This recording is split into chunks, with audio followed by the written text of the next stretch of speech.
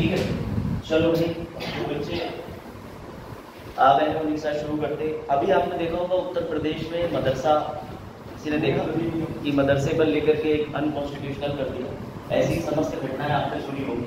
इसके अलावा 2-3 इस बार घटनाएं ऐसी हुई है कि केरल की राज्य सरकार ने राष्ट्रपति पर मुकदमा कर दिया, और जबकि कहते हैं कि अनुच्छेद 361 के तहत राष्ट्रपति एवं राज्यपाल को विशेष अधिकार मिले कि उनके खिलाफ कोई भी कार्रवाई नहीं की जा सकती। कई ऐसे आज मुद्दे हैं इंपॉर्टेंट। और मजे की बात तो ये है कि कजन्स में लड़ाई चल रही है। तो कजन्स का मतलब ये कि पाकिस्तान ने अफगानिस्तान पे एयर स्ट्राइक कर दी। सोचने की बात है, इट्स लाइक कि जो आतंकवाद को पनाह देता था वो आतंकवाद पे सर्जिकल स्ट्राइक करता है। आ जाओ, गुड मॉर्निंग। चलो भाई आज का पहला एडिटोरियल शुरू करते हैं, और ये खासा चर्चा में है आपके बीच में। बच्चों ध्यान दीजिएगा, अरविंद केजरीवाल जी आप सबको पता है कि ये इस समय किसकी हिरासत में, ईडी। बेटा याद रखना, क्वेश्चन ऐसा आ सकता है कि केजरीवाल जी इस समय न्यायिक हिरासत में है, पुलिस हिरासत में है कि ईडी हिरासत में है। तो अंतर होगा, पुलिस हिरासत को ईडी की हिरासत बोला जा सकता है, लेकिन न्यायिक हिरासत तब होती है जब न्यायालय किसी व्यक्ति को जेल में भेज देता है। अभी इनको जेल में नहीं, ईडी की कस्टडी में भेजा गया, यानी ईडी के पास में अपनी पूरी पूछताछ करने के लिए छूट दी गई, जो कि अधिकतर कितने दिन की हो सकती है, 15 दिन, इससे ज्यादा नहीं की जाएगी। ठीक है, अब आपको पता ही होगा कि मनी लॉन्ड्रिंग के केस में मैंने इसमें बहुत अच्छे से डिटेल डिस्कशन किया था। याद रखिएगा, ये जाना जाता है आरटीआई लाने के पीछे प्रमुख व्यक्ति यही लोकपाल में 2011 के अंदर दिल्ली में बैठे थे अन्ना हजारे के साथ में, और ये सुर्खियों में इसलिए है क्योंकि ये शराब को लेके लिखकर एक्साइज पॉलिसी लिया है, और शराब की पॉलिसी में इनके ऊपर आरोप लगाया जा रहा है कि इन्होंने 100 करोड़ रुपए जो रिश्वत ली है, 600 करोड़ तक का घोटाला लगाया गया इनके ऊपर, जिसमें ईडी का कहना है कि संबंधित सारे साक्ष्य उपस्थित है। खैर अब आगे आ जाइए, क्या लगता है आपको कि क्या होगा? हमें पहली बार ये भी देखने को मिलेगा, साहब ध्यान देना, पहली बार ये देखने को मिलेगा कि अगर कोई कार्यकारी यानी सिटिंग सीएम पहली बार अरेस्ट हुआ है, अब तक जितने भी सीएम हुए, चाहे फिर हेमंत सोरेन का केस ले लो, उन्होंने अरेस्ट होने से जस्ट 1 घंटे पहले रिजाइन मार दिया था सीएम पद से, लेकिन इन्होंने अभी पद से इस्तीफा नहीं दिया है, और ऐसा कहीं लिखा भी नहीं है कि सीएम जेल से चला नहीं सकते सरकार। संविधान इस पर शांत है। जिन चीजों पर संविधान शांत होता है उसे मैं हमेशा कहता हूँ ग्रे एरिया में। क्या होगा आगे चल के हमें देखने को मिलता रहेगा पर डे की स्टडी में, लेकिन ये पहले ऐसे सीएम हैं जो कि अरेस्ट हुए। आज तक मंत्री कई अरेस्ट हुए, ठीक है, ये याद रखिएगा। कितने दिन की न्यायिक हिरासत? न्यायिक में हुए, ईडी हिरासत। कब अरेस्ट हुए थे बेटा? तो याद रखिएगा 21 मार्च को, कम से कम मार्च तक तो याद रख लो कि 21 को अरेस्ट हुए थे। ताज़ा मामला है। ये इल्ज़ाम लगाया गया है कि ये मेन कॉन्स्पिरेटर है, यानी मेन षड्यंत्रकारी।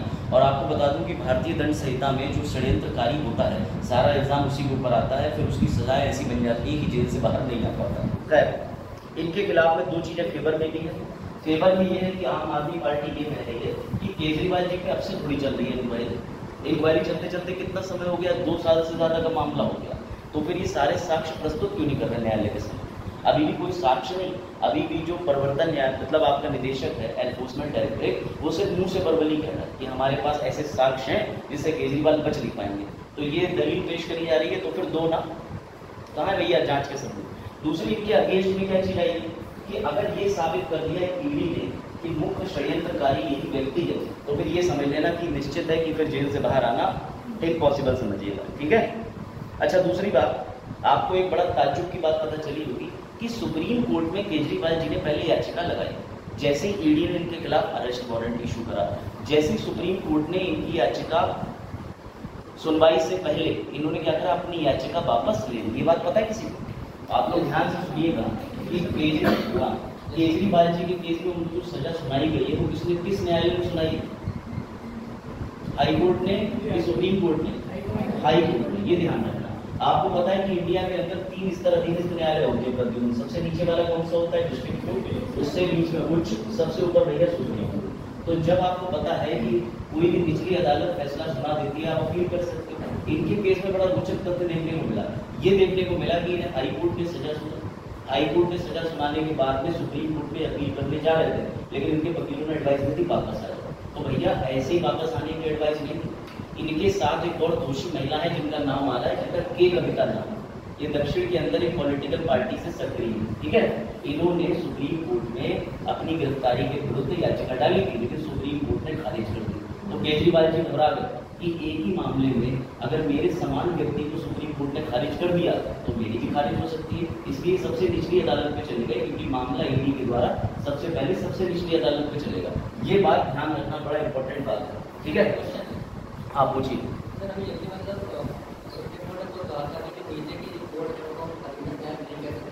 नहीं, उन्हें हम लोअर कोर्ट नहीं बोले थे। ये बात चंद्रचूड़ जी ने 2021 में कही थी और उन्हें कहा था कि जो सबसे नीचे की जुडिशरी है उसे लोअर ना बोल करके, वो भी हमारे यहाँ जुडिशरी है, तो उसे आप डिस्ट्रिक्ट जुडिशरी, मैंने इसीलिए डिस्ट्रिक्ट जुडिशरी का इस्तेमाल करा।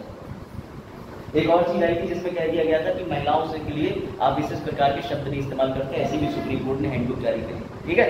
चलो भैया बात क्या है बेटा, एक चीज याद रखिएगा, क्या केजरीवाल की जेल से सरकार चला सकते हैं? बिल्कुल चला सकते हैं। भारत के अंदर न्यायालय एक चीज को सिद्धता देता है, याद रखिएगा, अनटिल प्रूवन गिल्टी। जब तक आप न्यायालय के द्वारा, वो भी सर्वोच्च न्यायालय के पद के द्वारा दोष सिद्ध नहीं करे जाते, तब तक आप आईएएस का फॉर्म न लें। आप अगर जेल में भी हैं और आपका मामला चल रहा है, आपको आईएएस का प्रीलिम्स बेस्ड इंटरव्यू सब देने को मिलेगा, यूनिवर्सिटी एग्जाम देने को मिलेंगे, कोई रोक टोक नहीं होती। ये बात ध्यान रखिए, ठीक है। और याद रखिएगा, कई ऐसे लोग हैं जिन्होंने जेल से पढ़ाई करी, जिन्होंने जेल से यूपीएससी पीएससी परीक्षा भी निकाली, बाद में वो उनके ऊपर दोष सिद्धि नहीं हुई और वो बाहर आ गए, अधिकारी बन गए।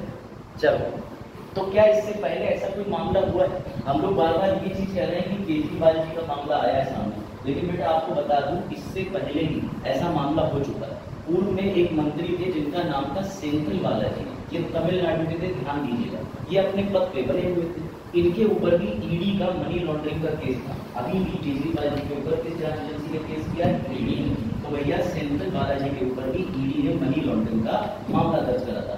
इसमें सबसे बड़ी बात है, ना तो इन्होंने अपने पद से इस्तीफा दिया, ना ही ये पद से हटे, जैसे केजरीवाल जी की स्थिति है। साथ ही साथ ये मद्रास हाईकोर्ट में चले गए। मद्रास हाईकोर्ट में जाने के बाद भी इनके ऊपर जो भी रहा वो मामला चलता था, लेकिन इन्होंने जेल के अंदर रह के सब कुछ करा। अब समझिए, पहले तो ये देख लो, ये रह भैया, ये बिजली मंत्री थे, जब ये अरेस्ट हुए थे तो इनके खिलाफ इस तरीके की न्यूज निकली। ईडी की छापेमारी के बाद तमिलनाडु के बिजली मंत्री गिरफ्तार, सीने में उठाकर अस्पताल में है। हाँ, अब ध्यान दीजिएगा बेटा, क्या लगता है आपको, मैं आपसे एक सवाल पूछता हूँ कि अगर कोई भी व्यक्ति जो कि सीएम के पद पे है, अगर वो जेल चला जाए, तो जरा सोच के देखिए, मान लीजिए अंजलि की घटना है कि सीएम साहब से कोई योजना लागू करवानी है, ये उनकी सरकार के अंदर सचिव है, तो क्या करेंगे? आ जाओ तिहाड़ जेल, आ जाओ तिहाड़ जेल। अब वो फल ले आना या खाने को नहीं मिलना है, होटल ले आना। सोच के देखिए, कोई व्यक्ति सीएम के पास अपनी शिकायत लेके जाएगा तो क्या तिहाड़ जेल में जाएगा? या कोई व्यक्ति जेल के अंदर है तो कैसा माहौल होगा? इस वजह से संविधान के अंदर ये तो कहीं नहीं लिखा कि आप जेल में सीएम रहते हुए जेल से काम नहीं कर सकते, लेकिन मद्रास हाईकोर्ट ने बड़ा प्यारी बात बोली थी कि हो सकता है आपको केजरीवाल के केस में सुनने को मिले। बेटा उसे कहते हैं संवैधानिक नैतिकता। ये ध्यान दीजिएगा, संवैधानिक नैतिकता का मतलब होता है कॉन्स्टिट्यूशनल मोरालिटी। मद्रास हाईकोर्ट ने जो सेंथिल बालाजी का केस था उसमें टिप्पणी करी कि भले आप सीएम पदे रहें या ना बने रहें, लेकिन ये संवैधानिक नैतिकता के खिलाफ। एक व्यक्ति के मन में आता है कि हम अपना कार्य कराने तिहाड़ जेल के अंदर एक बंद सीएम के पास जाए और उससे गवर्नेंस यानी प्रशासन चलाने में भी दिक्कत आती है। कैसे? जरा सोचिए कि दिल्ली की तिहाड़ जेल किसके अंडर में आती है? राज्य यानी दिल्ली के। अब केजरीवाल जी ऑर्डर दे कि डंडे को, जरा सोचने की बात है। मतलब ये तो वही बात हो गई कि मैं अपने ही घर के अंदर हाउस अरेस्ट हो जाऊं और वो घर भी मेरा है लेकिन वो जेल भी है। तो सबसे बड़ी समस्या ये है कि कुछ अधिकारी इनके ऑर्डर माने कि ना, कल को उनके ट्रांसफर हो जाए, समस्या आ जाए, तो ये बहुत सारी चीजें आ रही है। इसलिए मद्रास हाईकोर्ट ने सेंथिल बालाजी केस में बोला था कि अगर जब भी ऐसे किसी मंत्री के ऊपर संकट गिरे तो उपयुक्त चीज यही है कि मंत्री को संवैधानिक नैतिकता देखते हुए अपने पद से त्याग दे देना चाहिए। याद रखना बेटा, केजरीवाल केस से दो चीजें निकल रही है, शासन, गवर्नेंस और संवैधानिक नैतिकता।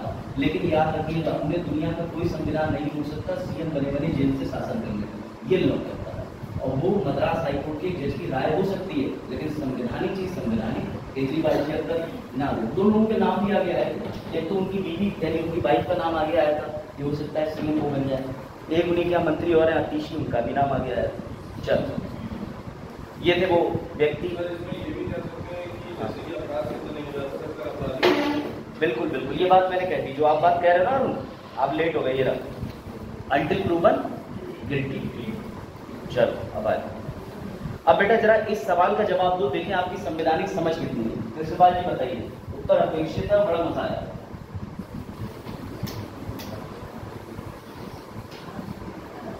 सवाल ये है बेटा, पहली बात तो याद रखिएगा, धर्मनिरपेक्ष जैसा शब्द नहीं एग्जिस्ट करता। सेक्युलरिज्म का मतलब होता है बच्चों पंथ निरपेक्ष। पंथ निरपेक्ष का मतलब ये होता है कि आपका किसी भी प्रकार का धर्म में कोई निजी हित नहीं है, आप सब धर्म में घुसो और आपका अपना कोई धर्म। तो पंथ निरपेक्ष जो है, जो कि वेस्टर्न विचारधारा से हमने अडॉप्ट किया है, मैंने पूरी कहानी बताई थी। लेकिन सवाल ये है कि राज्य का पंथ निरपेक्ष होना जरूरी है कि नागरिक? बहुत ही जटिल परंतु महत्वपूर्ण प्रश्न है। ये देखिएगा, मान के चलो ये नागरिक है, ये है कृष्णपाल, ठीक है, और ये मान के चलो ये यूपी गवर्नमेंट, दोनों में से किसका पंथ निरपेक्ष होना जरूरी है? राज्य का या नागरिक का? राज्य का। कितने लोग कह रहे हैं राज्य का? तो बेटा इस सवाल का जवाब है ये, अगर आप नागरिक हैं तो खुल के बोल सकते हो न्यायालय की भाषा में कि मैं मुस्लिम हूं तो मैं मुस्लिम धर्म का पालन करूंगा, तुम हिंदुओं नहीं जाऊंगा तुम्हारी होली में। हिंदू कह सकता है होली है नहीं जाऊंगा ईद पे, क्यों? क्योंकि याद रखिएगा कुछ ऐसा ही मसला सामने देखने को मिलेगा आपको कि जब इलाहाबाद हाई कोर्ट के पास में मदरसे को लेकर मामला पहुंचा तो आपको पता होना चाहिए कि संविधान में अनुच्छेद 29 और 30 है जो ये कहता है कि किसी भी माइनॉरिटी को भाषाई आधार पर एवं धार्मिक रिलीजियस एंड लिंग्विस्टिक बेसिस पर अपनी संस्था चलाने या खोलने का अधिकार। सर ऐसा कहाँ है? तो बेटा ऐसा पूरनपुर में। आप चले जाओ, उनकी अपनी एकेडमी करके चला रहे हैं, सरदारों की अपनी एकेडमी चल रही, मुस्लिम्स की अपनी एकेडमी चल रही, पारसी की अपनी चल रही। लेकिन इस बात को सुप्रीम कोर्ट तो छोड़ो, इलाहाबाद हाई कोर्ट ने किस तरीके से इसका इंटरप्रिटेशन निकाला, देखो मजा आया। ये ध्यान रखिएगा, नागरिक कभी भी पंथ निरपेक्ष नहीं हो सकता। अगर नागरिक पंथ निरपेक्ष हो जाएगा तो फिर हिंदू मुस्लिम एकता नहीं हो जाएगी। चलो बेटा, ये आपको पता होना चाहिए कि आर्टिकल 25 से लेकर के सभी को पता है कि 30 तक किसकी बात होती है? सेक्युलरिज्म की। और सेक्युलरिज्म का सिद्धांत जो है वो प्रियम्बल के अंदर डाला गया था। कब डाला गया था? 42वें संविधान संशोधन से। सेक्युलरिज्म को आसान भाषा में समझिए, ये बोला जाता है कि जैसे हमारा भारत है वो एक स्टेट है और आपका उत्तर प्रदेश ये भी स्टेट, डीएम वो भी स्टेट। स्टेट का मतलब आर्टिकल 12, आर्टिकल 36, इन लोगों का कभी भी कोई धर्म नहीं होता। डीएम यहाँ पे आके खड़ा हो जाए और कहते कि मैं मुस्लिम धर्म से बिलोंग करता हूँ तो मैं मुस्लिम को फेवर करूंगा, तो उसे सरकारी नौकरी से लात मार के निकाल देना चाहिए, क्योंकि उसका कोई धर्म नहीं होता, वो स्टेट की डेफिनेशन के अंतर्गत आता है, ताकि वो सभी को समान दृष्टि से रख के शासन करने में सहायता कर सके। अब देखो मजे की बात की, आगे चल के होता क्या है, बहुत बड़ा अंतर है। देखिए, पंथ निरपेक्ष और धर्म निरपेक्ष, धर्म के प्रति निरपेक्षता के अगर सिद्धांत की बात करें तो वेस्टर्न कल्चर कभी किसी धर्म को मानते ही नहीं। धर्म की डेफिनेशन होती है जिसमें 5 चीजें आती हैं। पहले मैं आपको बता दूं, रिलीजन के अंदर जैसे मुस्लिम को धर्म माना जाता है, सनातन को धर्म नहीं माना जाता है। माना जाता है कि जितने भी धर्म है उनकी उत्पत्ति ही सनातन से हुई। तो हमारे यहाँ धर्म की डेफिनेशन क्लियर ही नहीं है। सबसे बड़ी बात ये बोली जाती है कि जो धर्म होता है उसकी 5 चीजें होती है। उसमें पुस्तक होना चाहिए, एक प्लेस होना चाहिए, एक इबादत होनी चाहिए, एक उसका पर्टिकुलर टाइम पीरियड होना चाहिए और एक ही इसी में विश्वास होना चाहिए। अब हिंदुओं के अंदर तो 33 कोटि देवी देवता है और हिंदुओं के अंदर एक किताब भी नहीं, तो ये डेफिनेशन जॉन लॉकी के अनुसार फिट ही नहीं बैठती। जब मैंने इन लोगों को 25 से 30 बताया था तो मैंने बताया था कि हमारे भारत में हिंदू धर्म को धर्म नहीं मिलता, दर्जा नहीं है, उल्टा इसके अंदर अलग अलग पंथ होते हैं। जैसे आप नागा बाबा की बात कर लो, जैसे आप किसी और ट्राइब की बात कर लो, तो इतने सारे पंथ की वजह से, डाइवर्सिटी की वजह से कभी भी याद रखिएगा हिंदू धर्म को धर्म नहीं माना गया। हिंदू को सनातन का दर्जा प्राप्त है कि सारे धर्म इसी से ओरिजिनेट हुए हैं, बाकी जितने धर्म है वो मनाओ। हम उन धर्मों के प्रति सेक्युलर रहेंगे, लेकिन मुख्य चीज जो है जिससे सारे धर्म की उत्पत्ति हुई है उस पंथ को हम छेड़ेंगे। बताइए आपकी समझ में। अगर ये पंथ निरपेक्ष डेफिनेशन पूछ रहे हैं तो पंथ का मतलब सीधे होता है कि जो किसी एक समुदाय के द्वारा कार्य करने की पद्धति होती है और सिद्धांत होता है, वो सिद्धांत और वो पद्धति अलाउड है पंथ निरपेक्षता के अंदर। किसी भी विशेष समुदाय के द्वारा किए जाने वाले पारंपरिक क्रियाकलापों के नियमों को पंथ। आप ये नहीं कह सकते कि पारंपरिक, वो इसलिए क्योंकि अगर ये पंथ है, आज मान के चलो आज निकाला कृष्णपाल ने, ठीक है, प्रेम धर्म निकाल लिया एक नया, तो अगर कृष्णपाल जी आज चाहे अपना एक नया पंथ बनाना चाहे बना सकते हैं, उसके प्रति भी राज्य पंथ निरपेक्ष रहेगा। तो आप इसमें बस, बाकी आपकी डेफिनेशन बहुत प्यारी लेकिन ट्रेडिशनल वर्ड नहीं है। ट्रेडिशनल बस इसलिए बोलते हैं इस्लामिक है, इस्लामिक आपको पता 6वीं शताब्दी में उठे हुए, हीरा की एक गुफा के अंदर 620 शताब्दी में 570 में पैदा हुए मोहम्मद प्रॉफिट ने जाकर के 4-5 चीजें निकाली।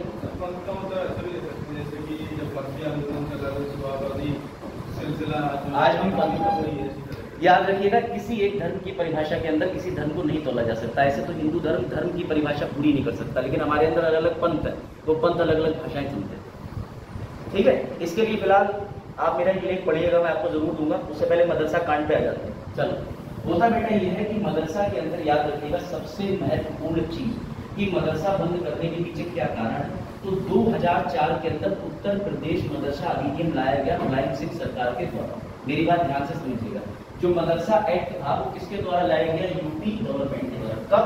2004। अब जब 2004 के अंदर एक सरकारी निकाय बना देते हैं या कोई भी संस्था, जैसे ये ड्रमंड भी है, तो ये क्या है? ये राज्य या किसी सरकार के द्वारा वित्त पोषित है, इसको अनुदान मिलता है। अनुदान का मतलब सरकारी टीचरों को पैसा कौन देता है? राज्य की सरकार। ऐसे आपको पता होना चाहिए कि मदरसा के अंदर जो सैलरी निकलती है वो भी कौन देती है? राज्य की सरकार। लेकिन गौरतलब है कि अगर राज्य की सरकार किसी भी जगह पर फंडिंग कर रही है तो वो राज्य सरकार के अधीन आता है। और जस्ट अभी मैंने पहले बताया कि राज्य की सरकार का कोई धर्म होता है? अगर राज्य की सरकार का धर्म नहीं होता तो फिर मदरसा अगर सरकार के अधीन आता है तो किस तरीके से राज्य की सरकार के पैसों से चलने वाली एक संस्था सिर्फ धार्मिक निर्देश दे सकती? सवाल आया समझ कि मदरसे जो हैं अगर वो स्कूल की डेफिनेशन में आते हैं तो उनके अंदर एनसीईआरटी का सिलेबस चलाओ, और अगर डेफिनेशन के अंदर आते हैं तो अनुच्छेद 21 का ए कहता है कि सभी को शिक्षा का अधिकार, लेकिन साथ ही साथ डिग्निटी का अधिकार है। मदरसे के अंदर आप ये पढ़ाइए मॉडर्न साइंस क्या होती है, जो शिक्षा अभी चल रही है। लेकिन जिस दिन आप मदरसे के अंदर ये कहना शुरू कर जाए कि चलो भाई हम तालीम देंगे, हम बताएंगे आपको कुरान के कलमे, फिर वो आपका एजुकेशन कहाँ रहेगा? फिर तो वो रिलीजियस निर्देश हो गए। आप रिलीजियस निर्देश को नहीं जोड़ सकते। किसी भी सरकारी स्कूल में पर्टिकुलरली गीता हम ऐड नहीं कर सकते। इस डमन के अंदर पूरे कोर्स में हम गीता या रामायण पूरी की एक श्लोक बच्चों को वाचन कराएगा नहीं ऐड कर सकते, क्योंकि राज्य का कोई धर्म नहीं होता। मदरसा पे सबसे बड़ा सवाल ये उठ गया। अब आप एक चीज सोचिएगा, मैं आपको बता रहा हूँ, पूरा मैटर समझिए, आपको मजा आ जाए। बेटा बात ये है कि उत्तर प्रदेश सरकार में आपको पता है कि मदरसा शुरू से रहे। बेटा इन मदरसाओं के संचालन के लिए लाया गया उत्तर प्रदेश मदरसा अधिनियम 2004। ठीक है, ध्यान से समझिएगा।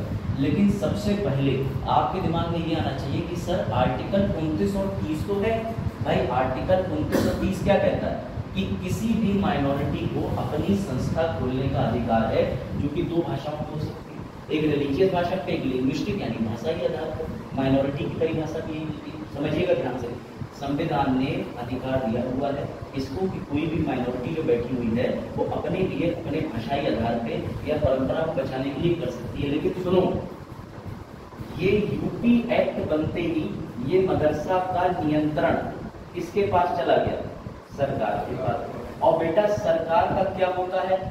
कोई भी धर्म नहीं।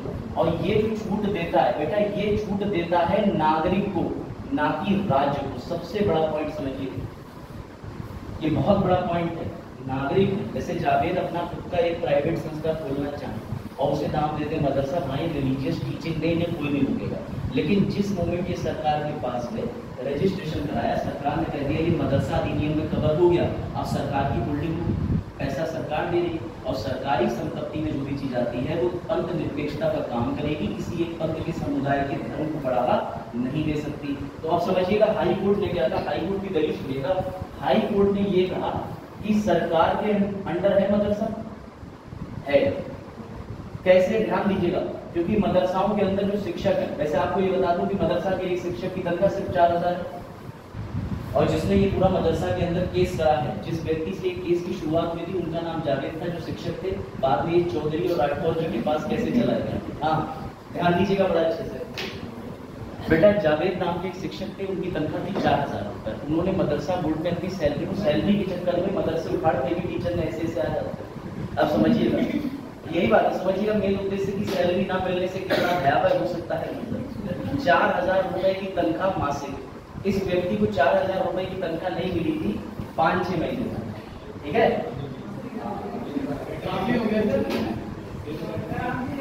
और जगहों को तनख्वाह 8-8 महीने से भी नहीं मिली है। ठीक है, लेकिन जावेद भाई को 5-6 महीने की तनख्वाह मिली। चलो बेटा ध्यान देना। तो जब हमारे जावेद भाई को 5-6 महीने की तनख्वाह नहीं मिली, जावेद भाई चले गए एक याचिका कर। इन्होंने याचिका में ये साफ साफ कह दिया कि मेरी सैलरी नहीं मिल रही। देख लो सर, ये मुद्दा समझिएगा, क्योंकि इस मुद्दे के अंदर अभी सुप्रीम कोर्ट मामला पलट सकता है और बड़ा इंटरेस्टिंग है। तो मान के चलो कि 5-6 महीने जावेद भाई की सैलरी नहीं, अब जावेद भाई की जब सैलरी नहीं मिली तो जावेद भाई बोले मैं क्या करूं, क्योंकि उत्तर प्रदेश सरकार के खिलाफ मुझे केस करना है। तो ये इलाहाबाद हाई कोर्ट जाते हैं, ये सरकार के विरुद्ध में एक याचिका दायर करते हैं, और जो याचिका होती है उस याचिका को हम रिट बोलते हैं। अलग से रिटें अलग होती हैं, पेटिशन अलग होती है।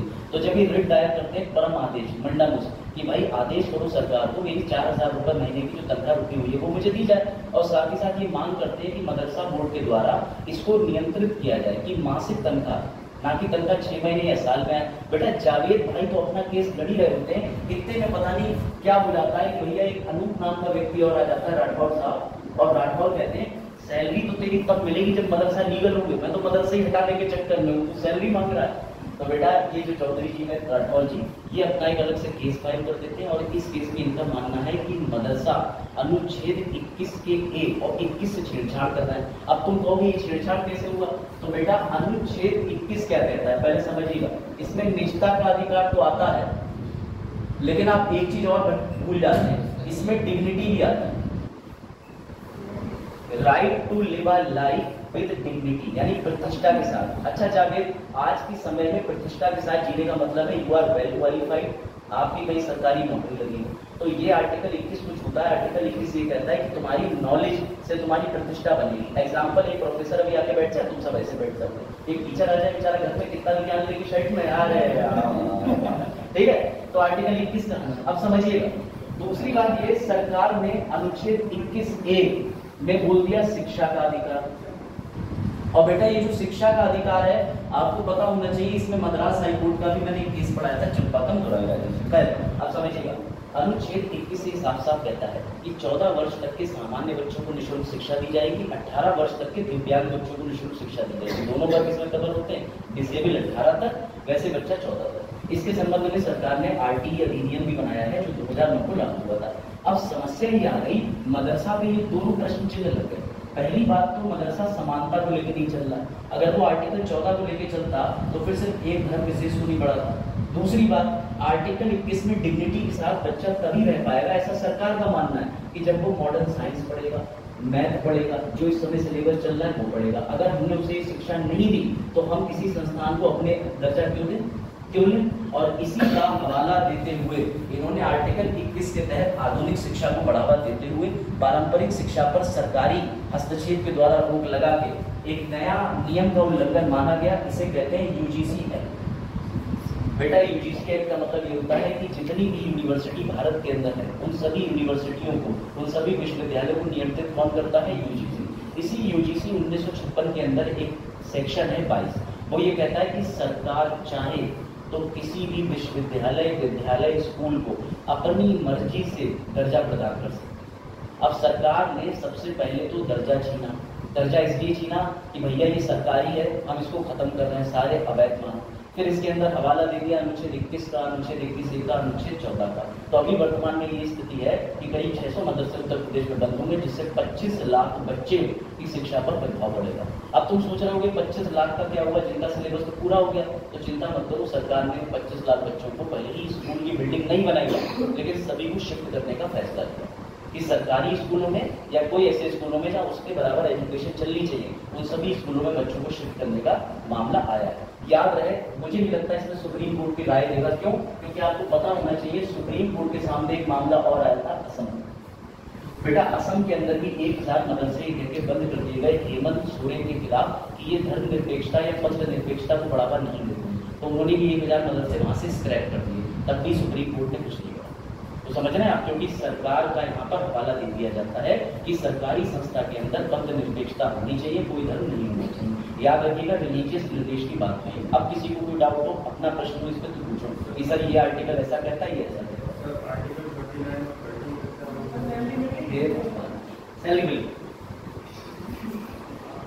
चलो बच्चों इधर ध्यान, आर्टिकल 2930, मुझे पता था कोई एक बच्चा सो रहा होगा। लो देखो हिंदी में दिखा देते हैं, रुक जाइए, पढ़िए पढ़िए। हाँ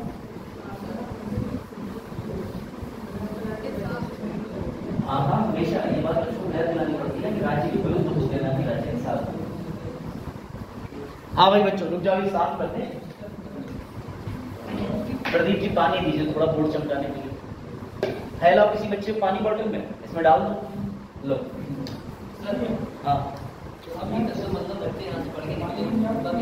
रुक जाइए। जो बच्चे यहाँ से पढ़ के निकले हैं, ध्यान रखिएगा, सरकार कोई नियम बनाती है तो उसमें दो चीजें होती हैं, भविष्यलक्षी प्रभाव, भूतलक्षी प्रभाव। एक होता है रिट्रोस्पेक्टिव, एक होता है प्रोस्पेक्टिव। इस अधिनियम का प्रभाव भूतलक्षी नहीं होगा, भविष्यलक्षी होगा। इस तारीख के बाद में जो मदरसा से एजुकेशन लेगा उसकी डिग्री पर प्रश्न चिन्ह लगेगा, लेकिन पूर्व में किसी की डिग्री पर प्रश्न चिन्ह नहीं लगेगा। अब बताओ। हाँ पूछो पूछो, ये तो बड़ा विवादित मुद्दा है, इसका मजा आ रहा है डिस्कशन। आर्टिकल 21 का जो है आपको बोला कि डिग्री है, उसमें जैसे कि एजुकेशन लेना और डिग्री को माना जाए तो उसको नौकरी मिल जाए। ठीक है, नहीं नहीं ऐसा नहीं है, ऐसा नहीं है कि नौकरी मिल जाए तभी डिग्री मानी जाएगी। आज की डेट में आप गांव जाते हैं और गांव के व्यक्ति से खुद को भिन्न क्यों पाते हैं, बुरा मत मानिएगा, लेकिन हम लोग अंतर क्यों करते हैं, क्योंकि हम सोचते हैं पढ़ा लिखा नहीं। घर पे कोई व्यक्ति आपके अगर डिश वॉश करने आ रहा है, बर्तन धोने आ रहा है और आप नहीं धो रहे तो आज बुरा मत मानिएगा, उसका अंतर है शैक्षिक। क्योंकि अगर आप गरीब भी हैं लेकिन आप पढ़े लिखे तब भी आप उस स्तर का काम नहीं करना चाहिए। तो डिग्निटी से जुड़ी है एजुकेशन। आप पूछिए अगला प्रश्न। मैं तो हर बात का जवाब लेके आया हूँ, क्या करें। अच्छा पढ़ रहे हो लोग, पढ़ो पढ़ो जल्दी पढ़ो, मुझे बहुत आनंद आएगा इसको समझाने।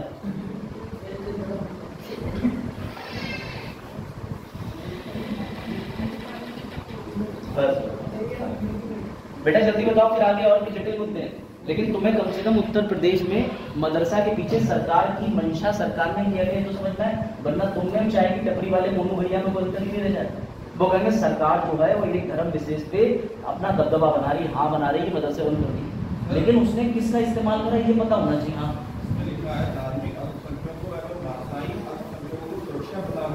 ठीक है सर, वो तो उनका फिर वो एक तरह से ये भी कह सकते हैं कि ये हमारे पास स्वतंत्रता है कि हम अपना धार्मिक बढ़ावा दे सकते हैं मदरसों को खोल के, या हम अपने जो भी पढ़ाना है उसको। ध्यान से सुनना, अरुण की लाइन है हम बेटा क्या आप सरकार,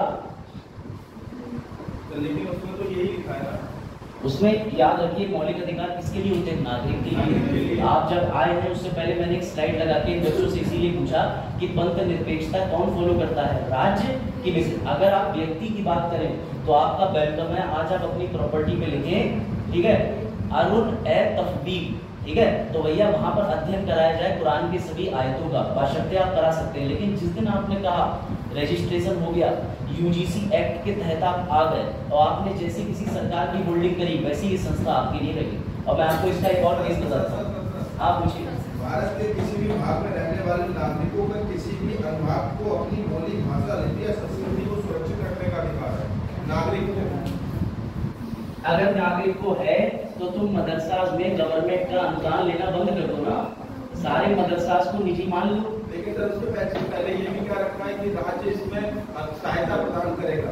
राज्य सहायता तब प्रदान करेगा जब राज्य को महसूस होगा। मैं इसका एक उदाहरण और दे रहा हूँ, ये लोग केस लिखा है, TMY foundation Sikkim Manipal university MBA कराती है। बेटा सिक्किम मणिपाल यूनिवर्सिटी ने अपनी मर्जी से फीस इतनी बढ़ा दी और कहती है कि माइनॉरिटी संस्थान है, इसमें आओ एडमिशन। तो ये एकमात्र ऐसा संस्थान था उस समय जो सिक्किम में रहकर दूरदर्शिता से कराता था MBA। बेटा सरकार ने पर्टिकुलरली जब इसके ऊपर होल्ड लगाया कि तुम सैलरी क्यों बढ़ा रहे, तो इसने अरुण वाली बात कही। इसमें लिखा है राज्य सरकार सहायता देगी, इसमें लिखा है कि हम अपने भाषाई आधार को डेवलप करने के लिए खुद की संस्था खोलेंगे, फीस 2 करोड़ रखेंगे, देनी है तो सरकार ने कहा गलत पढ़ा तुमने, यहाँ लिखा है कि सरकार प्राप्त करे ना करे ये सरकार पे है, लेकिन एक वर्ग के लिए फीस तय करना, संस्था कैसे काम करेगी ये तय करना भी सरकार की सुप्रीम कोर्ट के न्यायालयों के जजमेंट में आ चुकी है। हाँ अभी निर्णय आया है कि ये व्यवस्था केवल अल्पसंख्यकों को लागू नहीं है। वो UCC में आप चले गए, मतलब आप उसमें चले गए CA में। लो मैं आपको दिखाता हूँ। इसका मतलब ये है कि हम भी अब कितना पढ़ सकते हैं। नहीं पैसा एक नहीं देगी। हाँ मतलब यही है ना कि अल्पसंख्यकों को नहीं है तो हम भी अब कितना पढ़ सकते हैं। लो ये पढ़ो, अभी भी तुम एक गलत मुद्दे पे चले गए, ये पकड़ो दलील पढ़ो लो। हमेशा याद रखना एक गुड टीचर ऐसा होता है जो आगे तक के कदम सोचते रहे। इस तो मैंने इतनी रिसर्च कर ली है, इस समय सुप्रीम कोर्ट में आप भेज दो मैं बहस करूँ। एजुकेशन कंकरेंट में आता है, लेकिन यहाँ बात हो रही है 29 और 30 के अंदर कोई भी व्यक्ति चाहे अपनी निजी संस्था खोल ले। अगर सरकार को लगेगा कि मुझे फंडिंग देनी है तो सरकार देगी, पेंडिंग नहीं देगी, वो फीस बढ़ाया और कुछ नहीं कर। इसी वजह से पीएम भाई फाउंडेशन पे केस हुआ था और पीएम भाई फाउंडेशन केस बनाया, मोहिनी जैन पढ़ाया था, उन्नी कृष्णन केस पढ़ाया था, जो कि पिछले साल यूपीएससी मेंस परीक्षा में आया। ठीक है बेटा, पढ़ लो अच्छे से, फिर एक दलील और दिखाता हूँ। सब आर्टिकल 14-15 का भी है, बिल्कुल है। देखिए बच्चों की सरकार धर्म के आधार पर किसी भी शिक्षा संस्थान को बढ़ावा नहीं देती। लो ये पढ़ लो, समानता के अधिकार का हनन। ये मेरी लाइन नहीं, ये कोर्ट का जजमेंट है। थोड़ी सी आपको कष्ट होगा, आप इंग्लिश पढ़ लें बच्चों, आर्टिकल ध्यान से पढ़ना। 25, 29, 30 का कोई प्रभाव नहीं, क्योंकि मैं हाई कोर्ट का जजमेंट भी उठा के लाया हूँ। उसमें लिखा है, इस बेंच ने बोला कि आर्टिकल 25 से लेकर 29 तक मदरसा एक्ट के विरुद्ध है। कैसे बेटा, ये जो लाइन इन्वर्टेड कॉमास में लिखी है, जरा इसे पढ़ लो, मजा आ जाएगा। बस इतना कर रहेगा, इट इज द सिटीजन, नागरिक देश का, हु हैव द राइट, अधिकार, टू प्रोफेस प्रोपेगेंडा, यानी प्रसार और प्रचार धर्म का एवं उसकी नैतिकता की value. A citizen of this country doesn't need to be secular by nature. किसी भी नागरिक को जरूरत नहीं कि तुम पंथ निरपेक्ष हो, राज्य रहेगा, तुम्हें अपना धर्म करना है करो। ये बात 29-30 कह रहा है। He can have faith in his own religion, तुम अपना धर्म मानो। और जब मैंने मौलिक अधिकार का 25 शुरू करा था, तो मेरी पहली लाइन यही थी आज से 3 महीने पहले कि आस्तिक का धर्म होता है, लेकिन नास्तिक का धर्म क्या होता? तो राज्य नास्तिक को भी शरण देता है, क्योंकि राज्य का कोई धर्म ही नहीं होता, वरना भारत में नास्तिक गायब कर दिए। ठीक है, अब समझिएगा। और may not have faith in any religion, but the state, राज्य cannot, the state has to remain secular. It must respect and treat all religion equally. ये आएगा आर्टिकल 29-30 नागरिक के लिए होता है। राज्य, आप समझो इस बात को, जब तक मदरसा सरकारी रहेंगे तब तक अनुच्छेद 29-30 के तहत सरकार उखाड़ के फेंक देगी, निजी मदरसा खोलो। आप समझे बात को? पूरनपुर के अंदर अगर कोई पंथ है तो वो सरकार से एंडोमेंट ले रहा है, सरकार बंद भी कर सकती, सरकार छीन सकती। ये जजमेंट तो आगे के लिए सभी धर्मों के एक नाजील बन गया। अब सुप्रीम कोर्ट इसे पलट सकती है, ताकि भविष्य में ऐसे संकट ना आए। मेरी बात समझिएगा। एक तो अब सुप्रीम कोर्ट मंगाएगी सिलेबस, पिछले 10 साल में रिकॉर्ड, पिछले 20 साल के अंदर कौन कौन टीचर पढ़ा रहा है, क्या रिकॉर्ड है, देखिए मामला बहुत अच्छा चलेगा। लेकिन याद रखना, सुप्रीम कोर्ट इस मामले को अगर पलटेगी तो हमें 25 से लेकर 29-30 में नहीं मिलेगी। लेकिन ऐसा हुआ ही नहीं, क्योंकि इससे पहले असम के अंदर जब मामला पहुंचा था मद्रास में, तो उस पर कहती है चलो चलो चलो। याद रखिएगा, ठीक है बेटा। ये लो, मैं तो ये तक पढ़ के आया हूँ कि हाफिज और पूरी कौन होते हैं। तो हाफिज कुरान और तस्बीर कुरान की बात होती है कि मदरसा के अंदर सिर्फ इन्हीं दोनों का जिक्र होता है। ठीक है, उलमाए तकसीम, अच्छा छोड़ो, ज़्यादा हो जाएगा बेटा। जो उलेमास होते हैं, they are the professor level की पर्सन्स होते हैं, जो आप याद रखिएगा कि आकर के लेक्चर्स वहाँ पर देते हैं। जैसे हाफिज जी होते हैं, आपने पढ़े होंगे, ये उन्हीं से बेटर होते हैं, जो अपनी ज़िंदगी में नॉर्मल भी रहते हैं, टीचिंग भी करते हैं। उनका भी जिक्र हुआ कि ऐसे ऐसे लोगों को हायर किया जाता है। क्या मतलब है? जो धर्म की शिक्षा दे रहे हैं सुबह से। हम तो नहीं कह रहे आकर के कोई धर्म का चैप्टर पढ़ा हो, ये तुम्हारा अपना है तो तुम निजी संस्था खोल दो। सरकार का हाथ पड़ा तो वो स्टेट में हो गया, और स्टेट का कोई भी धर्म नहीं।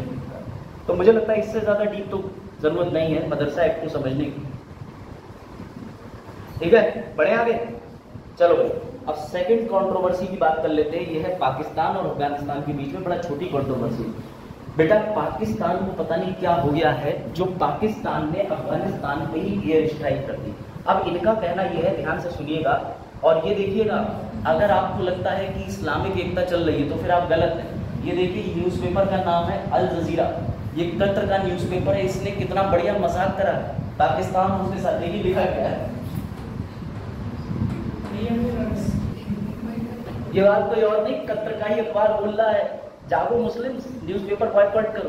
कहने का मतलब ये है कि एक न्यूज़पेपर ने चुटकी लेते हुए ये बात लिखी है कि भैया 2 कज़न लड़ रहे हैं। और सुनिए, इसमें अल जजीरा के बारे में, ये कतर का सबसे बहुचर्चित न्यूज़पेपर है, इसने सीधी सीधी बात कही है कि ये देखिए, ये पाकिस्तान के जो एरियाज हैं, जैसे आपको पता होगा पाकिस्तान के अंदर खैबर और पख्तून करके एरिया है, बिल्कुल सटे हुए लाहौर के पास।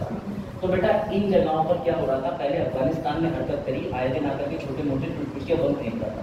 अब पाकिस्तान का दिमाग खुल गया, पाकिस्तान ने कहा होगा हाँ पापा मैं भी चलाऊंगा अफगानिस्तान, अपने गदर टू देख ली होगी, तो उसके बाद उन्होंने एयर स्ट्राइक कर दी। लेकिन याद रखिएगा, अफगानिस्तान की एक संस्था है जिससे पाकिस्तान बड़ा घबराती है और जिसके विरोध, उसका नाम है तहरीक-ए-तालिबान। बेटा, ये तहरीक-ए-तालिबान के ऊपर ही पाकिस्तान ने अटैक करा, और पाकिस्तान ने अटैक करने के बाद जश्न भी मनाया और धमकी भी दे दी। मुझे लग रहा है पाकिस्तान साफ ना होगा। तो समझिएगा, ठीक है। पाकिस्तान आतंकवाद का सफाया कर रहा है, कहीं संयुक्त राष्ट्र परमानेंट सदस्यता ना दे दे उसे। चल याद रखिएगा, ठीक है। अब आ जाते हैं बेटा बड़ा इंपॉर्टेंट चीज, युद्ध। हाँ किसमें पूछिए, क्या पूछना है बताइए। पाकिस्तान को हार कैसे की है, इसकी जिम्मेदार पाकिस्तान ही है 100%। इसका जिम्मेदार पाकिस्तान ही है। के दौरान क्या होता है, अमेरिका ने किया अफगानिस्तान के साथ नहीं है, ठीक है। बोलिए, जो आप बोल रहे हैं एकदम डिट्टो लिखा हो, बोलिए बोलिए। एकदम आप सही बात बोलिए। शीत युद्ध के दौरान अमेरिका ने क्या किया कि अफगानिस्तान को एनी इश्यूज आप लिए, ठीक है, ठीक है। शीत युद्ध में उपयोग किया, ठीक। और बाद में हर अमेरिका गई हुई उसको सुधारना पड़ा ऐसे तालिबान के खिलाफ हो गए। पाकिस्तान की स्थिति कुछ नहीं कर सकता, अफगानिस्तान को पहले बढ़ा दिया आतंकवाद बनी गए आज उसके लिए। सबसे बड़ी बात यह है कि अमेरिका और रशिया, बच्चों ध्यान दो इधर इधर इधर बेटा, दो लोगों के बीच में शीत युद्ध चला था। ये बात मैं हमेशा कहता हूँ, यूएसएसआर ये बिल्कुल ठीक है। अमेरिका की चाल थी कि हम कुल मिला के अफगानिस्तान को फंडिंग करेंगे, टेररिज्म करेंगे, हथियार करेंगे, और ये 1990-91 के बीच में बनाई हुई संस्था है रशिया के विघटन के आसपास में, ताकि हम रशिया पे अटैक करना हो तो तालिबान के जरिए करेंगे। पाकिस्तान ने सबसे गलत कदम ये ले लिया था कि उसामा बिन लादेन को शरण भी नहीं दी, सपोर्ट भी करा था। जो बात ये कहना चाह रहे हैं बिल्कुल तथ्यात्मक और एकदम उचित बात है। तो याद रखिएगा तालिबान के बारे में कि 1990s के आसपास में तालिबान का मतलब होता है छात्र ज्ञान देना। तो तालिबान अपने आप को आज भी ज्ञान की राह पर माने हुए भटके हुए लोग कहते हैं। और तालिबान को लेकर के जब इमरान खान की सरकार बनी थी तो पहले तो इमरान खान ने बड़ा मजे की बात कही थी, आज भी तालिबान भारी पड़ रहा है। इमरान खान जब बने थे तो क्या बोले थे कि अरे अफगानिस्तान को असली क्रांति तो अब मिली है, वहां से अमेरिका के लोग भाग गए हैं और अफगानिस्तान आजाद हो गया। तो फिर कहे तो भैया आप बम धमाके कर रहे हो ऊपर, क्यों? क्योंकि तालिबान जो है इन लोगों को मानते ही नहीं है, मानते हैं कि हमारे आतंकवाद को बढ़ावा देने वाले यही सब समझ में आई बात। क्या चीज? इससे आप ये समझ सकते हैं बेटा कि जिस देश में आतंकवाद गया उस आतंकवाद ने उसी देश को खुला कर दिया। आपके लिए सिद्ध व्यवहारिक जीवन, व्यवहारिक जीवन याद रखिएगा कि दो पड़ोसी आपस में लड़ेंगे ही लड़ेंगे। नहीं, मेरा कहने का मतलब ये है एक कोई व्यक्ति गलत है, ठीक है, ये कुछ स्वार्थ भी हम उसको सामने भी कर लें, लेकिन भविष्य में हम भी एक ना साथ। हाँ बिल्कुल, एक ना एक करना। देखिए आतंकवाद ऐसा मुद्दा है। खैर आ जाओ बेटा, अब इसमें दो इंपॉर्टेंट चीज आपको एक बात पता होनी चाहिए, युद्ध अमेरिका। अमेरिका में आपको ये भी पता होगा 46वें राष्ट्रपति इस समय कौन है? Joe Biden. अमेरिका के अंदर प्राइम मिनिस्टर का नाम बताएंगे अरुण। क्या नाम? अरुण कहने मतलब मैं चाहूंगा मतलब कि वहाँ प्रधानमंत्री का पद होता ही नहीं है। याद रखिएगा अमेरिका के अंदर राष्ट्रपति होता है और उपराष्ट्रपति होता है, लेकिन हाँ बिल्कुल सही बात है, वहाँ प्रधानमंत्री का पद होता ही नहीं है। अच्छा, अब जरा ब्रिटेन के राष्ट्रपति का नाम बताइए। वहाँ नहीं होता, क्वालिटी अच्छी पड़ी। अब समझिएगा, आपको ये पता होगा कि दो युद्ध देखने को मिले, सभी को पता है, एक तो यूक्रेन और रूस का। वैसे मैं आपको कल एक मजेदार बता दूं कि जेलेंस्की ने कल ट्वीट जारी किया और जेलेंस्की ने ये बोला है एक तरफ रशिया उनके ऊपर लगातार हमले कर रहा है, इधर से जेलेंस्की ने आकर के ट्वीट पे वीडियो डाली कि इंडिया हम आ रहे हैं तुमसे मिलने, और गांधी जी के बारे में बेमतलब की बातें कर दी 15 मिनट तक। ये पूरी प्लांट वीडियो है, कोट पैंट पहन के। ऐसे में तुम्हारे देश में भूखमरी के हालात हैं और दूसरा देश हमला कर रहा है तुम्हारे ऊपर और तुम इंडिया मिलने आ रहे हो। वो मिलने नहीं आ रहे हैं, उन्होंने वो वीडियो देखी कि मोदी जी ने यूक्रेन और रशिया का युद्ध रुकवाया था। अब वो हालांकि मोदी जी से लेकिन एक सबसे मजेदार बात यह है, अंतर्राष्ट्रीय छवि देख रहे हो भारत, मतलब दो देश युद्ध पे है लेकिन वो किससे मिलने आ रहे हैं? इंडिया से। ये पहली बार भारत की विदेश नीति सक्षम हो गई, क्योंकि इसके पीछे दो लोग जिम्मेदार है, एस जयशंकर हमारे प्राइम मिनिस्टर, दो ही लोग हैं जिम्मेदार। भाई प्राइम मिनिस्टर ने उन्हें भेजा है कि जाओ लल्ला सब सही कराओ। तो बेटा दो युद्ध देखने को मिले, गाजा इजराइल पैलेस्टीन विवाद जो कि गाजा पट्टी में देखने को मिला। अब याद रखिएगा गाजा के साथ एक और विवाद है राफा का। ये गाजा के एकदम बिल्कुल नीचे दक्षिण की तरफ सिचुएटेड एरिया है। राफा पे अटैक करने के लिए भी इजराइल पूरी तरीके से तैयार है, लेकिन अमेरिका नहीं करने दे रहा है। अब मजे की बात सुनो और इंटरेस्टिंग बात सुनो, अमेरिका किस विचारधारा का देश है? पूंजी बात। अमेरिका का मतलब है मैं पैसा लगाऊंगा, पैसा उड़ाऊंगा। बेटा अमेरिका ने यूक्रेन और गाजा के समय पर सप्लाई करी थी। अमेरिका ने यूक्रेन को 75 बिलियन की सहायता दी है, 75 बिलियन।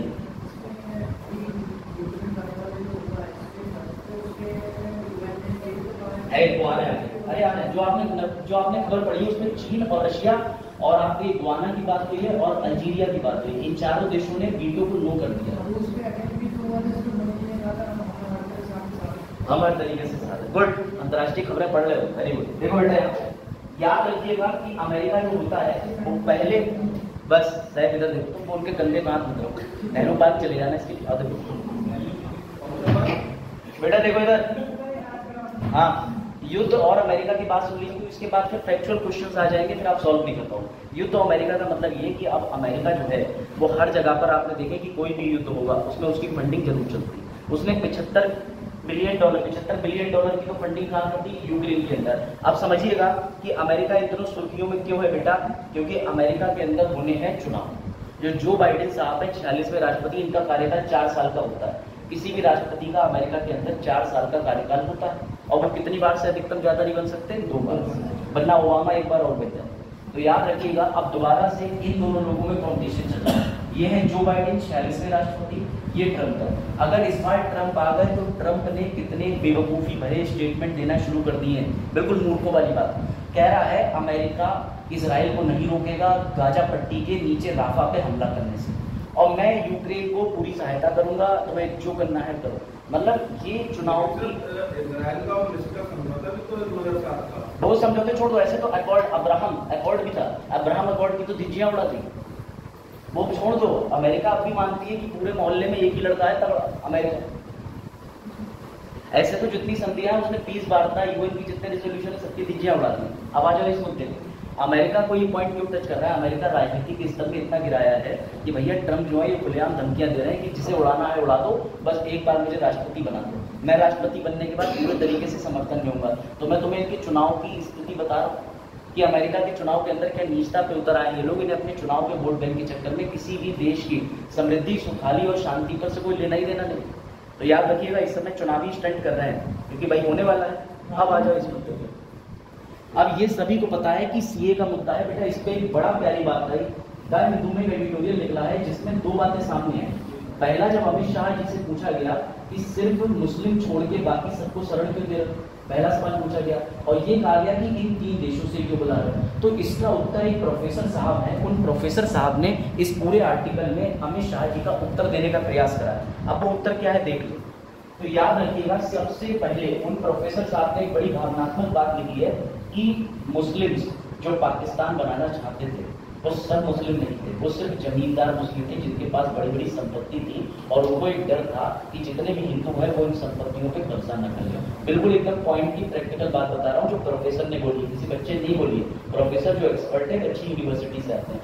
पहली बात उन्होंने ये बोली। दूसरी बात उन्होंने बड़ा अच्छा तर्क पेश किया, बोले कौन कह रहा है कि पाकिस्तान के अंदर सिर्फ हिंदू, बुद्ध, पारसी, जैन, सिख, क्रिश्चियन पे अत्याचार होता है। बोले इसका मतलब आपको पता ही नहीं है कि वहां पर है अहमदिया मुसलमान। किसी को पता है अहमदिया मुसलमान क्या होता है? नहीं पता। पाकिस्तान के अंदर अहमदिया मुसलमान जो होते हैं वहां इस तरीके का इनका क्या कहते हैं यहाँ पर रिजेक्शन किया जाता है कि नोबेल प्राइज विनर, भौतिकी विज्ञान से नोबेल प्राइज, नोबेल जो अल्फ्रेड नोबेल के नाम पे विश्व में दिया जाता है, ऐसा नोबेल प्राइज जीतने वाले एक व्यक्ति अब्दुल सलाम को पाकिस्तान के अंदर उनके विरोध में खड़ा कर दिया, जेल डलवा दिया, गिरफ्तारी करवा दी, कोई रिस्पेक्ट नहीं करता। पाकिस्तान इस हद तक अहमदिया मुसलमानों से डिस्क्रिमिनेशन करता है। तो प्रोफेसर साहब ने 2 जवाब दिए कि आप इसको हर मुस्लिम पे एक प्रश्न चिन्ह क्यों लगा देते हैं सीए को लेकर कि हम उस मुस्लिम को नहीं देंगे, इसको नहीं देंगे। आपको सोचना चाहिए कि मुस्लिम के गरीब तबकों ने कभी भी जिन्ना को फंडिंग करी नहीं, कभी मांग करी नहीं। जो मांग करी गई है वो उन मुस्लिम के द्वारा करी गई जो जमींदार वर्ग के थे, अपनी जमीनों को बचाना चाहते थे, इसके लिए उन्होंने जिन्ना को फंडिंग करी। तो गरीब मुसलमान या उनसे नीचे जमींदार से नीचे मुसलमान को तो आप गलत कह ही नहीं सकते कि बार बार वो अपनी सिद्धता देता करे। दूसरी बात यह कि पाकिस्तान के अंदर अब भी अहमदिया मुसलमानों के साथ बुरा हो रहा है, तो फिर आप क्यों नहीं मुसलमानों को अपने आप ही शरण देते रहे। तो ये उन्होंने आंसर देने का प्रयास करा। ठीक है, मतलब ये मुद्दा कहीं ना कहीं बस आपके नॉलेज में होना चाहिए, भले एग्जाम को ना टच करे कि आप अहमदिया मुसलमान और फंडिंग की बात कर सकते हैं। ठीक है, उन्होंने क्वेश्चन का मतलब अमित शाह जी को अपनी तरफ से एक जवाब लिखा है, ओपन एडिटोरियल द हिंदू। कौन अमित शाह कंफ्यूज मतलब जैसे कि परेशान तो आप उनको क्यों बता रहे हैं? यही बात तो उन्होंने कही है प्रोफेसर साहब ने इंडिया के। वो ये कह रहे हैं कि आपने सिर्फ 6 वर्ग के लिए रास्ते खोले सीए के अंदर, तो आपको क्या लग रहा है कि मुस्लिम वर्ग वहां परेशान नहीं? दूसरा, आप हर मुस्लिम को उसकी सजा क्यों दे रहे हैं? आप ये कह रहे हैं कि मैं मुस्लिम पर को लाऊंगा ही नहीं, जबकि वहाँ ऐसे भी मुस्लिम हैं जो बेचारे कभी बंटवारा चाहते ही नहीं, लेकिन जिन्हें जाना पड़ा। और असल वजह क्या थी बंटवारे की, कि जो जमींदार मुसलमान थे उनकी वजह से बंटवारा हुआ। तो वो तो सुरक्षा पेश कर रहे हैं, सफाई पेश कर रहे हैं कि हर मुसलमान को परिस्थिति नहीं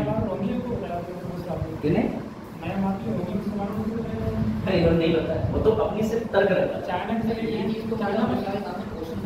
किसके सामने। हाँ, अमित शाह को उन्होंने क्वेश्चन के फॉर्म में आंसर के रूप में दे दिया, लेकिन आपको क्या लगता है अमित शाह के जवाब को पढ़ के कुछ अपने विचार बदलेंगे? अब उन्होंने 11 मार्च को अधिनियम लागू कर दिया, आप विचार बदलने की सोच भी नहीं सकते। ठीक है, याद रखिएगा रोहिंग्या विवाद क्या था क्या नहीं था, इस पर डिस्कशन हुआ था, लेकिन रोहिंग्या मुस्लिम्स को लेकर के चिंता का विषय है। और वैसे पूर्व में पाकिस्तान के मुस्लिम्स ने एक तो हरकतें गलत कर दी। इन्होंने, आपको पता होना चाहिए कि बामियान वगैरह वाला वो सब मूर्ति गिरा दी थी, जिसकी वजह से बहुत ज्यादा स्थिति खराब हो गई थी। अब उस खबर पे आ जाते हैं जो अश्मित त्रिपाठी जी कह रहे हैं। इनके कहने का मतलब ये कि संयुक्त राष्ट्र के अंदर अभी एक प्रस्ताव लाया गया, उस प्रस्ताव का निर्णय क्या निकला। तो देखो बेटा, मजेदार ढंग से अमेरिका ने एक प्रस्ताव लेकर आए, फिर से चुनाव का मुद्दा आ रहा है। क्यों? अब अमेरिका पूरे विश्व के अंदर एक अपनी इमेज बनाना चाह रहा है कि देखो हम मुद्दे रुकवा सकते हैं, हम गाजा या इजराइल यूक्रेन या फिर रशिया यूक्रेन की लड़ाई रुकवा सकते हैं। अपने चुनाव में स्टंट करने के लिए इसने पता है संयुक्त राष्ट्र ने एक प्रस्ताव पारित कराया कि ये प्रस्ताव हम इसलिए पारित कर रहे हैं कि भैया सीज फायर ले आओ गाजा पट्टी में। इजराइल पैलेस्टीन विवाद के बीच में सीज फायर को युद्ध विराम कहते हैं। ये युद्ध विराम हम लगवाने के लिए प्रस्ताव पारित कर रहे हैं। अब इसके विरोध में खड़ा हो गया चीन और रशिया। याद रहे, चीन और रशिया सुरक्षा परिषद का स्थायी सदस्य है। स्थायी परिषद जो होता है उसमें 15 सदस्य होते हैं, 10 होते हैं अस्थायी, 5 होते हैं स्थायी। और स्थायी के पास में वीटो शक्ति होती है। वीटो शक्ति इतनी इंपॉर्टेंट है कि इधर से पूरा क्लास हाँ कह दे, लेकिन अगर आप लोग सदस्य हो, आप में से किसी एक ने ना कह दिया तो पूरे क्लास की मेजोरिटी फेल हो जाएगी। वीटो की शक्ति होती है। जैसे आपकी लोकसभा राज्यसभा के 400-500 लोग मिलके नहीं, राष्ट्रपति के एक वीटो से पूरा बिल फेल हो जाता है, क्योंकि वीटो शक्ति बहुत बड़ी होती है। अब समझिएगा, तो यहाँ पर चीन और रशिया ने कह दिया कि ये तुम्हारी पॉलिटिकल तानाशाही नहीं चलेगी, तुम तो लोगों को बेवकूफ समझ रहे हो, क्योंकि संयुक्त राष्ट्र के अंदर ये तो मुद्दा इसलिए लेके आए हो क्योंकि चुनाव का टाइम चलता है और हम तुम्हारे इस मुद्दे पर वीटो लेते हैं, पूरा खंडन करते हैं। तो ये ध्यान रखिएगा। अब इस रिजोल्यूशन में बेटा इंडिया का क्या स्टैंड है, तो इंडिया का इसमें कोई स्टैंड ही नहीं है, क्योंकि इंडिया इस समय सिक्योरिटी काउंसिल के 15 सदस्यों में से किसी भी चीज का सदस्य नहीं है। वो 2022 के बाद से सदस्य बनने के लिए प्रयास कर रहा है। इसमें 2 अस्थायी देश भी हैं जिन्होंने नो बोला है, अर्जेंटीना। यही था। चलो अब याद रखिएगा, बस इस न्यूज से आगे बढ़ रहे हैं, फिर तुम्हारे लिए प्रश्न है सीधे। ये चीज ध्यान रखिएगा कि निर्मला सीतारमण जी ने ये बोला है कि भारत के अंदर विकास की दर जो कि राष्ट्रीय सर्वेक्षण के द्वारा निकल के आई थी वो 7.6, लेकिन अब 8% तक पहुंचेगी, यानी भारत इस साल बेहतर विकास करेगा। क्यों? क्योंकि भारत के अंदर निवेश में वृद्धि हुई। ठीक है, इलेक्टोरल बॉन्ड खुले तो पता तो चलेगा ही। बेटा ग्रामीण मांग में बढ़ोतरी, उसके बाद इसका ये मॉनसून सामान्य रहने का अनुमान है, यानी इंपोर्ट एक्सपोर्ट पर प्रभाव देखा जाता है, आयात निर्यात पर मॉनसून का बहुत प्रभाव पड़ता है। उसके बाद चालू खाता घाटा भी घटने का अनुमान है। चालू खाता क्या होता है? Current account. हाँ ठीक बता रहे, चालू खाता करंट अकाउंट होता है। बेटा चालू खाता मतलब वो नहीं कि वो चली नहीं, कैची चला गया, वो वाले चालू की बात नहीं हो रही है। यहाँ चालू का मतलब करंट अकाउंट होता है जो व्यापारी अपने पास में प्रयोग करता है। ठीक है, फिलहाल आप इतना समझो, देश के पास में आपने पढ़ा होगा कि रेवेन्यू कैपिटल और रेवेन्यू एक्सपेंसेस होते हैं। हाँ, आयात निर्यात से जो घाटा होता है चालू खाता कम हो जाएगा। बिल्कुल सही आपने बात की। तो आयात निर्यात से होने वाले घाटे के चक्कर में भैया चालू खाते घाटे का अनुमान। देखा इकोनॉमिक्स बैकग्राउंड का फायदा। चलो बेटा एक और लास्ट चीज है, ये न्यूज भी देख लीजिएगा। आपको पता होना चाहिए कि ईरान एकमात्र ऐसा देश है जो सारे काम उल्टे करता है। तो ईरान ने अभी एक और समस्या पैदा कर दी इजराइल से। आपको पता है कि पैलेस्टीन और गाजा का विवाद, और पैलेस्टीन और गाजा के अंदर ज्यादातर इस्लामिक धर्म के फॉलोअर हैं। अब ईरान ने एक और हरकत कर दी। ईरान ने इजराइल में धर्म होता है बाही धर्म, बाही। बेटा बाही धर्म के लोगों की कब्रें खुदवा दी ईरान के अंदर। क्यों? क्योंकि उसने कह दिया है कि हम सारे धर्मों को मान्यता देंगे, लेकिन जो भी इजराइल के बाही धर्म का व्यक्ति है वो ईरान रहना है तो अपने आप को कन्वर्ट कर ले, अपना कन्वर्जन कर ले, वरना हमारे यहाँ से छोड़ के भाग जाए। और ईरान के ऊपर किसी देश का कुछ नहीं चलता, क्योंकि वो सीधे कहता है इट्स बिजनेस बंदूक। तो ये धर्म परिवर्तन की बात हो रही है, ये मुद्दा संयुक्त राष्ट्र में उठेगा, लेकिन कोई फर्क नहीं पड़ेगा, क्योंकि वो ईरान अपने हिसाब से चला रहा है। वहां पे भैया गन्स की बात होती है, याद रखिएगा। अब आता है सबसे जटिल और मजबूत टॉपिक, जरा इस न्यूज को पढ़िए। ये आज की सबसे शानदार न्यूज। राष्ट्रपति द्रौपदी मुर्मू जी पे क्या केस किया जा सकता है? और किया जा सकता है तो क्यों किया जा सकता है, और नहीं किया जा सकता तो इन्होंने कर कैसे लिया, और कर लिया तो आगे क्या होगा? हाँ बिल्कुल आप सही है। और सचिव में भी उनके ऑफिस में। हाँ बताओ भाई बच्चों, देखिए किसी राजनीतिक समझ कितनी है? नहीं बता सर, आप ही बता दो, कहाँ बताइए। तो बेटा ये रहा पहला इशू। अब देखो ध्यान से, इस इशू को समझने से पहले मैं तुम्हें एक बेसिक सी बात बता दे रहा हूँ, ठीक है, ताकि तुम्हारी एकदम ज्ञान चक्षु एक बार दौड़ पड़े। स्टेट माने राज्य, बेटा यहां मैं उसी राज्य की बात कर रहा हूं, यूपी एमपी की, ठीक है। और सभी राज्यों के अंदर देखने को क्या मिलती है आमतौर पर, मैं ब्रैकेट में इसलिए कर रहा हूं क्योंकि सिर्फ 6 ही राज्यों में क्या है विधान, ये सिर्फ 6 राज्यों में है, सभी राज्यों में नहीं, लेकिन सभी राज्यों के पास कंपल्सरी रूप से क्या है विधानसभा। बेटा ये विधानसभा कुल मिलाकर के वैसा ही काम करती है जैसा लोकसभा, यहीं पर सरकारें बनती है, चाहे सपा की बने, चाहे बीजेपी की बने, चाहे कांग्रेस की बने, चाहे अभिषेक जनता पार्टी,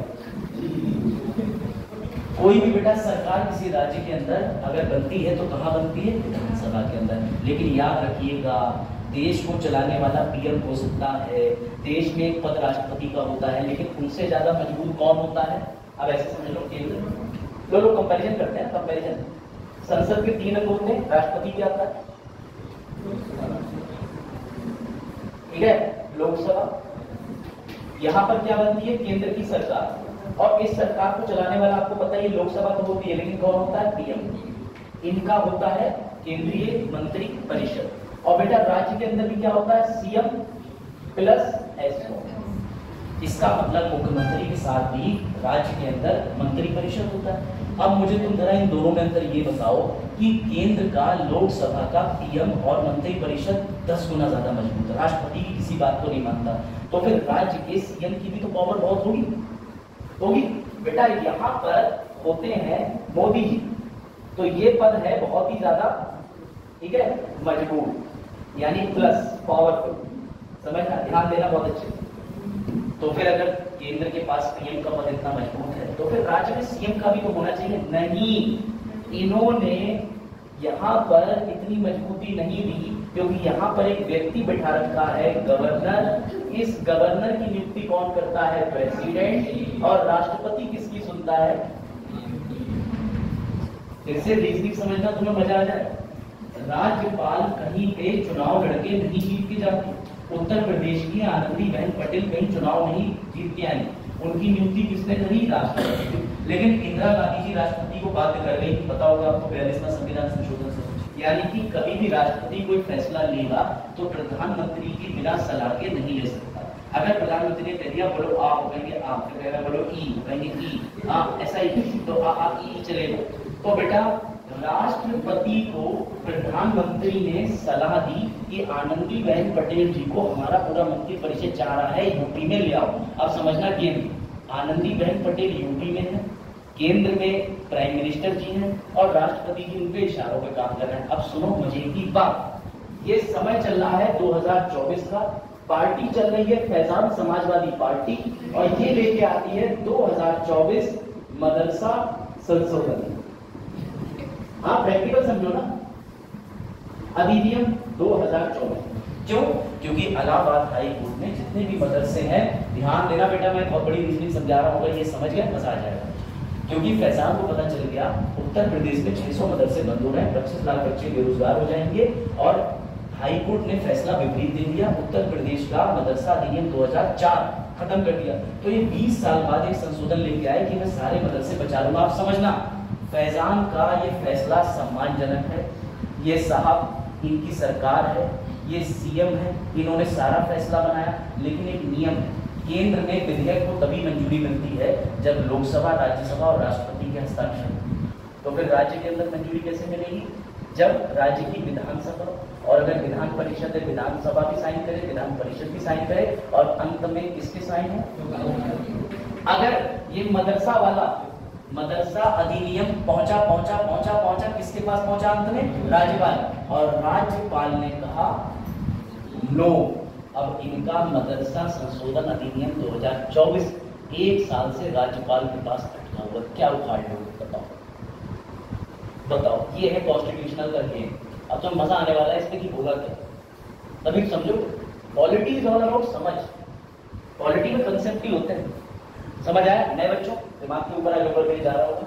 देखो इस क्लास में हाईली इंसल्ट भी होती है, ओपननेस भी चलती है, तो आप रस्सी, पंखा या फिनाइल की बोतल ना खरीदते हुए रहें, ठीक है। बताओ क्या रहेगा? हार्पिक। ये हार्पिक पी रहा है बेटा, उसे कहीं और डाला जाता है। सनी क्या खाया था आपने? गुजिया खाई थी हरे रंग की मैरिजुआना वाली? सनी का मम्मी धनिया बोली बेटा ये क्या गुजिया पे डालो, बाद में पता चलेगा। अब पूरा घर सनी को मोहित कह रहा है और मोहित को सनी कह रहा है। यही मैं जानना चाह रहा था। चलो अरे बच्चों ये एक जोक था, इसमें जोक का मतलब ये है कि नशे से बाहर आ जाओ। मेरी बात समझिएगा बेटा, केंद्र सरकार ने राज्यपाल के जरिए कहीं ना कहीं किसी राज्य की पूरी बिल व्यवस्था और सरकार को हाईजैक कर लिया, हाँ या ना? हाँ या ना? हाईजैक दिख रहा तुम्हें जिंदा जिंदा कि नहीं दिख रहा है? अब बेटा सुनो ध्यान से, इसी शिकायत को लेकर के एक सरकार का दिमाग गया ठनक, और कैसे ठनक गया लो भैया देखो। अब देखो केरला सरकार को ये बात दिल पे लगी। केरला सरकार सीधे बात ये बोली, ये पढ़िए, कि राज्य की विधानसभा विधेयक पारित हेतु राज्यपाल की सहमति मांगी, और जब तक राज्यपाल हस्ताक्षर नहीं करेगा। सर ऐसा कहीं संविधान में भी तो लिखा होगा? हाँ लिखा है, लो पढ़ पढ़ो।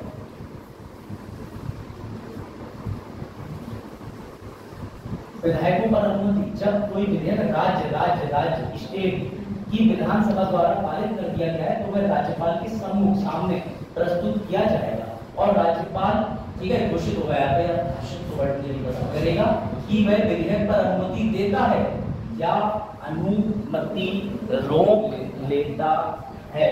और बेटा याद रखना, राज्यपाल बाध्य नहीं है। राष्ट्रपति बाध्य है प्रधानमंत्री से, लेकिन राज्यपाल बाध्य नहीं है मुख्यमंत्री से। योगी जी के फैसले को आनंदीबेन पटेल नहीं मान सकती, उनकी मर्जी है, क्योंकि वो केंद्र से आई है डायरेक्ट। लेकिन प्रधानमंत्री नरेंद्र मोदी जी की बात को राष्ट्रपति नहीं काट सकते। ये भेदभाव ही राज्य की व्यवस्था को हाईजैक करता है। आप सुनिए मजे की बात, बेटा केरल जो है वो उसका दिमाग घूम गया। केरल ने 8 विधेयक बनाए। कितने बनाए? 8। केरल ने 8 विधेयक बना करके अपने यहाँ के राज्यपाल को विधेयक दे दिए कि ये पकड़ो, हमारी पॉलिटिकल पार्टी ला रही है। अब मजे की बात सुनिए, हुआ ये कि केरल के राज्यपाल ने एक विधेयक को तो कर दिया पारित, और बाकी 7 के 7 विधेयक उठा के भेज दिए राष्ट्रपति के पास। क्यों भेजे? क्यों भेज दिए? अब राष्ट्रपति के पास गए, राष्ट्रपति ने भी वही काम करा, लंबित रख लिए, अपनी ड्रॉर में डाल दिए। क्यों? क्योंकि वो वेट कर रहे थे कि प्रधानमंत्री से डिस्कस करेंगे। तो बेटा किसी राज्य के विषय पर कोई अधिनियम बनना है, यानी उत्तर प्रदेश के मदरसा का भी फैसला इनडायरेक्टली पीएम मोदी जी ले रहे हैं। ये कौन सी बात है? केरला के दिमाग की खुल सके। अब केरला ने क्या करा? केरला इस पूरी व्यवस्था के अंदर चली गई बेटा सुप्रीम कोर्ट, और केरला ने साफ साफ कह दिया इन लोगों को बनाया है पार्टी। केरला ने कहा ये राज्यपाल और राष्ट्रपति ये सब हमको मिलके पागल बना रहे हैं, आगे बात में नहीं पता है, ठीक है।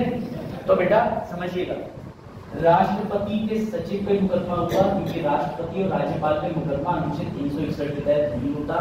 उसके बाद इन राष्ट्रपति और राज्यपाल के पास में अपने अपने सचिव होते हैं। अब तुम लोग ये सचिव क्या होते हैं? जब तुम IAS बन जाओगे, तुम्हारे प्रमोशन होते चले जाएंगे, तब तुम एक दिन सचिव बन जाओगे।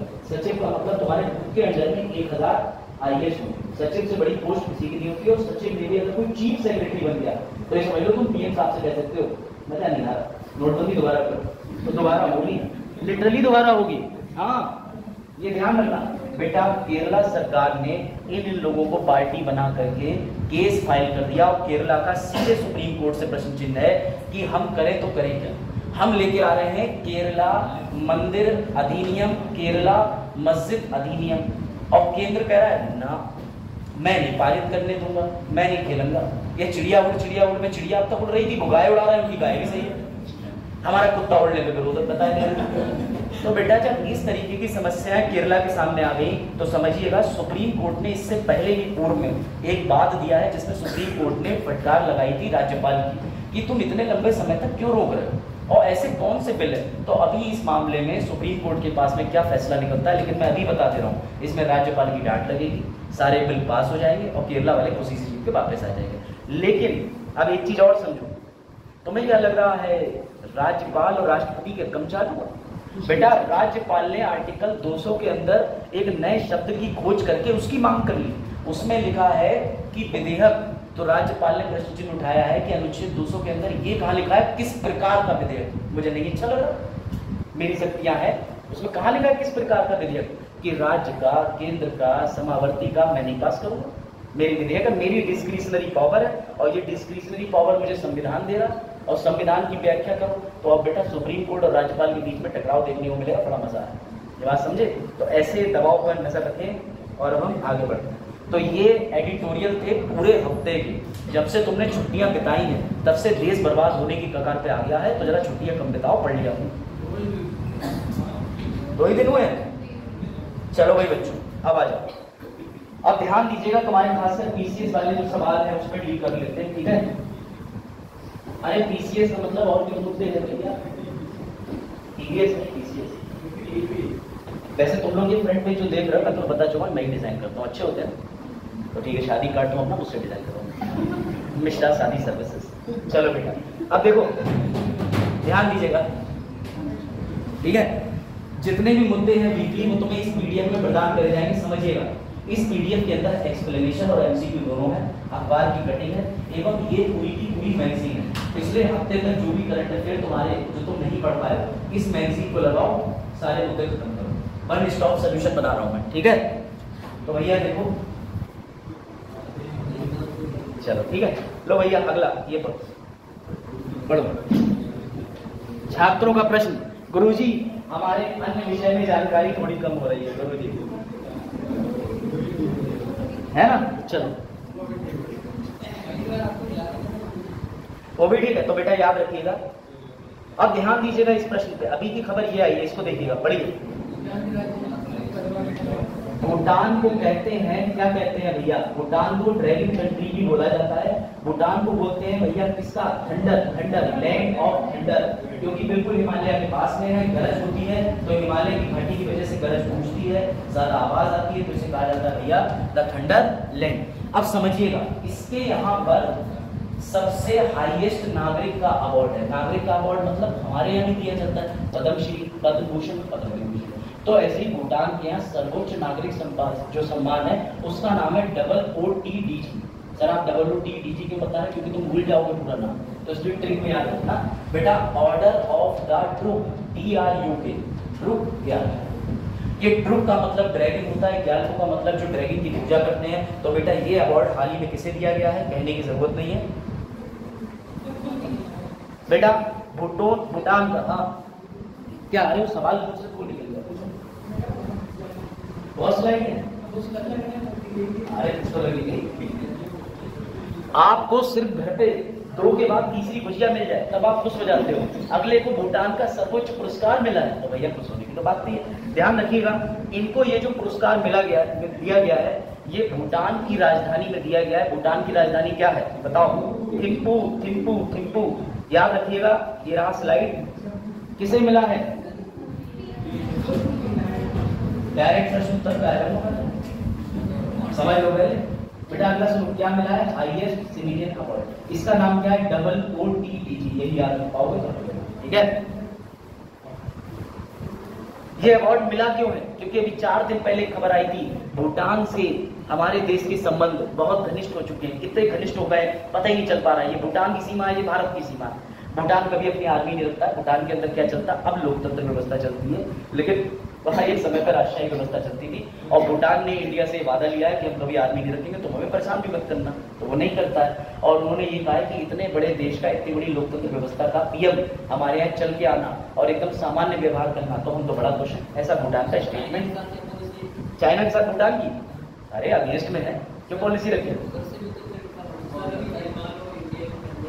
हाँ, नेपाल और इंडिया कंट्रोवर्सी तो परसों ही हुई है।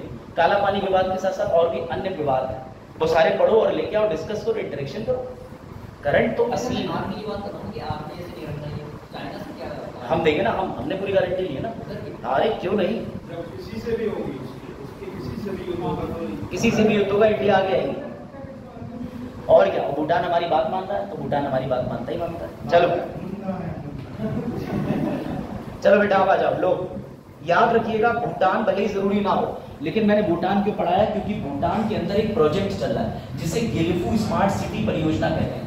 क्या है ये गेलिफू स्मार्ट सिटी परियोजना? बेटा भूटान जो है वो आधुनिक तौर पर अभी भी बहुत पीछे है, तो भूटान के अंदर हम स्मार्ट शहर, मोदी जी लेके आए smart Uttar Pradesh, smart India, अब लेके आए स्मार्ट भूटान। तो भूटान के अंदर 1000 किलोमीटर, जो कि बिल्कुल असम से, बिल्कुल एकदम असम से लगी हुई सीमा होगी, तो असम के विकास के साथ साथ थिम्पू की राजधानी एवं अन्य जगहों पर डेवलपमेंट देखने को मिलेगा। तो मोदी जी की अंतर्राष्ट्रीय अब योजना पहुंच चुकी है स्मार्ट शहर तक, जिसका नाम है गेलिफू स्मार्ट सिटी योजना। गौरतलब रहे कि गेलिफू का मतलब होता है सुंदरता और सौंदर्य। ठीक है, चलो बेटा ये देखो, अब लो एक ट्रिक और। अब ट्रिक ये आई है कि भूटान की सीमाएं किन किन राज्यों से लगती हैं। तो भूटान की सीमाएं मुख्यतः 4 राज्यों से लगती हैं भारत के अंदर। वो राज्य के लिए ट्रिक याद कर लो।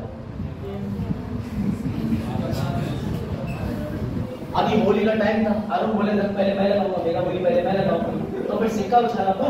ट्रिक है अरुण मेघा आसमान में सिक्का उछाला, सही है। तो भैया अरुण से अरुणाचल, मेघा से मेघालय, आसमान से असम और सिक्का से सिक्किम। तो याद है, ठीक है, ये 4 चीजें। ठीक है, तो बेटा ये ट्रिक याद रखिएगा और ये याद रखिएगा, ये इस तरीके का कुछ। अब ये नक्शे पे देख लो एक बार, ठीक है। असम, असम की कैपिटल दिसपुर, अरुणाचल ईटानगर, सिक्किम गंगटोक, और इसके बाद बिहार नहीं छोड़ा है पश्चिम बंगाल। पश्चिम बंगाल की कैपिटल क्या? पढ़े लिखे हो तुम लोग। बेटा याद रखिएगा, इस परियोजना की बात करें तो इस परियोजना के अंदर 1000 वर्ग किलोमीटर का क्षेत्र डेवलप करा जा रहा है। इसमें ऊर्जा संसाधन, यहाँ तक कि पूरी तरीके से सारे डेवलपमेंट, और भारत और भूटान का पहली रेलवे लाइन में भी सहमति इस प्रोजेक्ट के तहत देखने को मिली। इसलिए हमने एकदम आसाम से छू के निकाला, ताकि आसाम के अंदर हम चलाएं तो इन दोनों जगहों परियोजनाओं को रेलवे के माध्यम से कनेक्टिविटी प्रदान करी जा सके। तो ये बात मत भूलना, कहीं लिखी भी होगी। ये इसके अंदर सभी है, ट्रांसपोर्ट भी है, इंफ्रास्ट्रक्चर भी है, नीतियां भी होंगी, बिल्डिंग भी बनेगी, और फिर मोदी जी आ जाके कहेंगे मोदी है तो मुमकिन है। ठीक है, और भूटान की राजधानी थिम्पू। चलो बेटा अब ये याद रखिएगा, ये सबसे इंपॉर्टेंट है। भूटान भारत और चीन के स्वतंत्र क्षेत्र तिब्बत के बीच स्थित है। ये एक स्थिर मुद्दा है, आपको पता होना चाहिए लैंडलॉक कंट्री है। कोई बता सकता है कि लैंडलॉक कंट्री के पास में जल सेना होती है कि नहीं होती? अच्छा,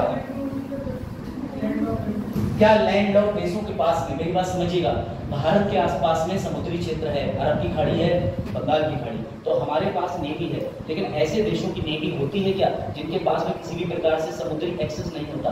होती है बेटा। स्टिल रुक वाला, अब आपको बता ही दे रहा हूं मैं, IR वाला टीचर बताता, वैसे तो सिर्फ ब्राउन नेवी कहते हैं, तो ब्राउन मुंडे नहीं, ब्राउन नेवी से ब्राउन नेवी कहते हैं। सर क्यों रखा जाता है? ताकि अगर कभी भारत में कोई हमला हो जाए और ये साथ देने को हो तो पूरी ट्रेनिंग रहे, या कोई जल के माध्यम से हमला कर रहा है और इन्हें किसी ऑपरेशन के तहत भेजा जाए तो इलाके समुद्र में भी अपना वर्चस्व स्थापित कर सके। हाँ, इनकी एक्सरसाइज होती है बेटा। याद रखिएगा, भूटान पहले कैसा देश था? सर राजशाही। अब 2008 के बाद क्या बन गया? भूटान के राजा राज्य के प्रमुख होते हैं, जैसे अपने इंडिया के अंदर प्रमुख कौन होते हैं? प्रधानमंत्री जी। नदियों की बात करें तो सबसे लंबी नदी जो है वो मानस है, और मानस का मतलब इंसान होता है। तो भूटान कहता है इंसान बहुत लंबा होता है, इसलिए नदी का नाम मानस है। ऐसा कहता नहीं, ठीक है। ये रहा, और भूटान का इतिहास जिसे पढ़ना हो वो पूरी इसमें PhD कर सकता है। इतनी स्लाइडें देनी है, पूरा IR का जो मैं पढ़ाता हूँ 1.5 घंटे में, वो मैंने ला के रख दिया, तुम पढ़ सकते हो, ठीक है। ध्यान दो थोड़ा और बेटा।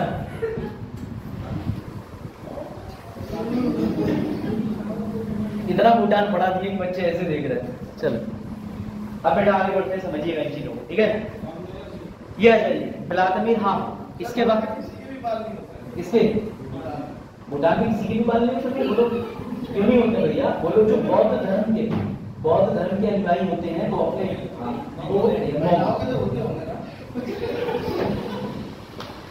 देखिए भूटान से भारत के संबंध अच्छे हुए हैं।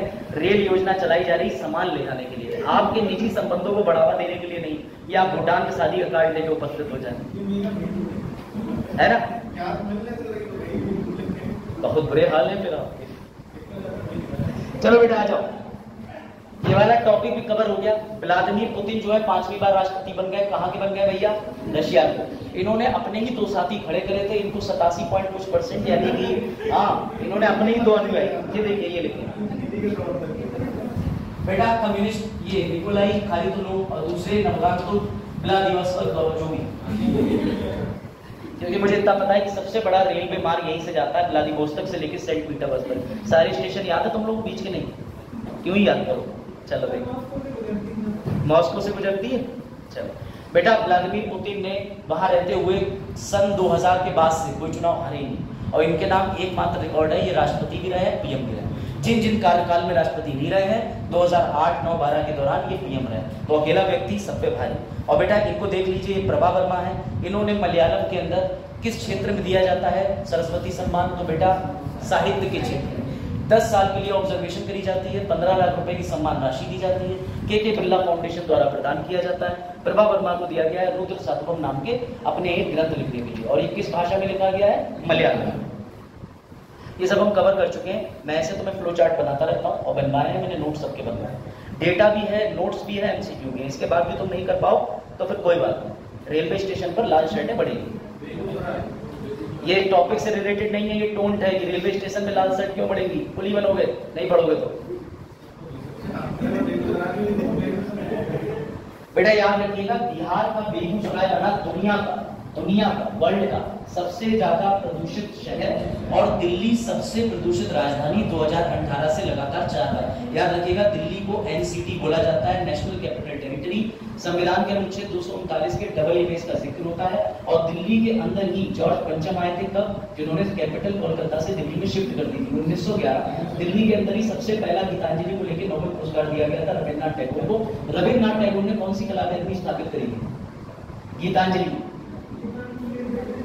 पढ़ी थी। हाल ही में रविन्द्रनाथ टैगोर पुरस्कार किसे दिया गया है? उत्कृष्टता के क्षेत्र में रविन्द्रनाथ टैगोर पुरस्कार दिया गया था रतन टाटा। चलो अब इतनी चीजें तो तुम अपने फिंगर टिप्स पर रखो। बेटा ये सर्वे किसने कराया था? स्विस की एक संस्था ने कराया था, स्विट्जरलैंड की, जिसका नाम था IQ एयर। चलो ये दिन महत्वपूर्ण है, इसको मत भूलिएगा। और आपको एक फैक्ट बताता हूँ बड़ा अच्छा। क्या हुआ बेटा? पंखा चला रहा है बेटा। 23 मार्च शहीद भगत सिंह, शहीद राजगुरु, शहीद सुखदेव की शहादत का दिन था। आपको पता होना चाहिए, 3 बहादुर स्वतंत्रता सेनानियों को याद किया जाता है। और याद रखिएगा सबसे इंपॉर्टेंट चीज, जब इन्होंने, यानी कि आपको पता होगा 1929 के अंतर्गत, ये बड़ा अच्छा प्रश्न मैं पूछने जा रहा हूं, जब भगत सिंह ने जाकर के सेंट्रल लेजिस्लेटिव असेंबली में बम फेंका था, तो बेटा उस समय उस असेंबली के अंदर कौन था वाइसरॉय जो बिल पढ़ रहा था, और वो बिल किससे संबंधित था? बताओ, ये प्रश्न आ चुका है। जब इन्होंने, कौन था? गुड। और बिल कौन सा था? बिल कौन सा विधेयक पढ़ा जा रहा था? ये बहुत जटिल प्रश्न, बहुत अच्छा प्रश्न है बेटा। याद रखिएगा, दोनों चीजें मैं लिख के लाया हूं, ये लो पढ़ लो। हाँ बेटा, भास्कर वालों ने एक बहुत अच्छा आर्टिकल पेश किया था, पढ़ लेना, लिंक दिया है। 1929 में भगत सिंह और बटुकेश्वर दत्त जी ने सेंट्रल लेजिस्लेटिव असेंबली में बम फेंका था। उस समय वायसराय पब्लिक सेफ्टी बिल पेश कर रहे थे, और इन्होंने इरविन जो बताया वो बिल्कुल ठीक बताया। याद रखिएगा कि पब्लिक सेफ्टी बिल पेश किया था, कोई भी दुर्घटना नहीं हुई थी, क्योंकि उसमें ऐसी बारूद की सामग्री नहीं डाली गई थी जिससे विस्फोट हो सके और जाकर के नुकसान हो। और ये उस समय तरीका था अपनी आवाज सुन पाने का। हाँ, और ये ध्यान रखिएगा, वेरी गुड। मैंने तुम्हारे लिए आसान कर दिया, सारे गवर्नर, सारे जनरल, सारे वाइसराय की लिस्ट प्रदान कर दी है, ताकि तुम्हें कहीं स्लाइड में भागने की जरूरत ही ना पड़े। वहीं स्लाइड खोलो, वहीं गवर्नर पर नजर डालो, वहीं हटाओ। कौन से गवर्नर रटने हैं? माउंटबेटन का नाम मत भूलना। भारत इंडिया विभाजन में 3 जून 1947 को भारत और पाकिस्तान को बंटवारा करने के लिए माउंटबेटन प्लान लाया गया था। ये कौन सा गवर्नर लाया था? माउंटबेटन। बेटा भारत के पहले गवर्नर कौन थे? अंतिम गवर्नर हेस्टिंग। ये जानकारी पढ़ ले। चलो इस पे चर्चा बिल्कुल नहीं करेंगे, इस पे बहुत डीप चर्चा हो चुकी है। इलेक्टोरल बॉन्ड, बैंक, विवाद, डोनेशन, क्या ठीक। चलो अब सीधे प्रश्न उत्तर पे आ ही जाते हैं। एक दो चीजें और है। केंद्रीय मंत्री जी को खाद्य एवं रसद का अत्यधिक भार सौंप दिया गया क्योंकि प्रहलाद जोशी जी कहाँ चले गए? चुनाव लड़ने।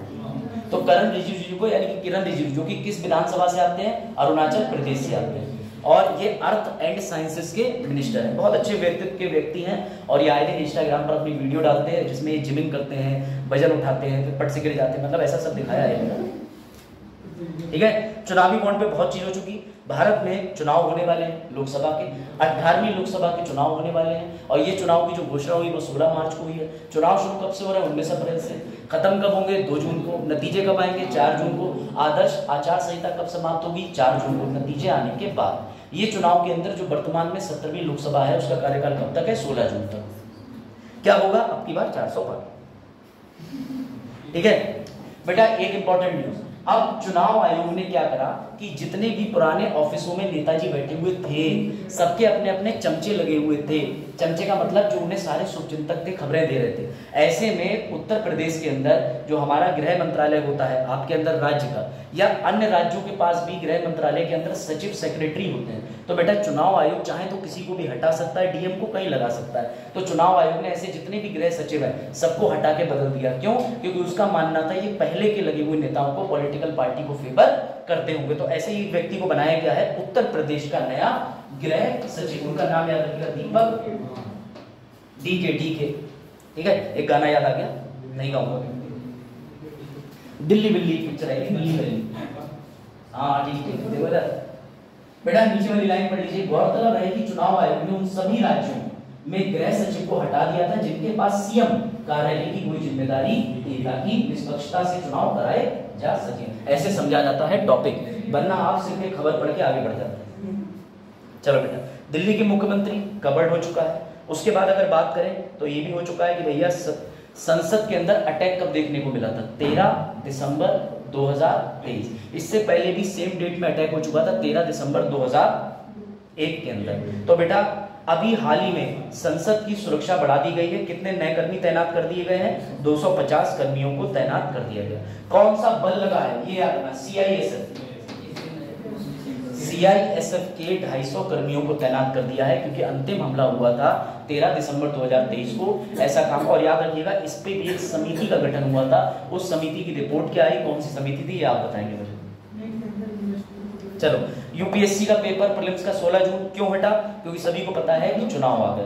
बेटा इसके बाद स्टार्टअप महाकुंभ जिसमें 3000 कंपनियों ने पार्टिसिपेट करा, इसका आयोजन दिल्ली के मंडपम में किया जा रहा है। इस स्टार्टअप के अंदर मोदी जी पूछेंगे कि तुम क्या नया करने वाले हो, क्या तुमने पुराना कर दिया, और इसमें करीब करीब 3000 स्टार्टअप कंपनियां आने वाली हैं।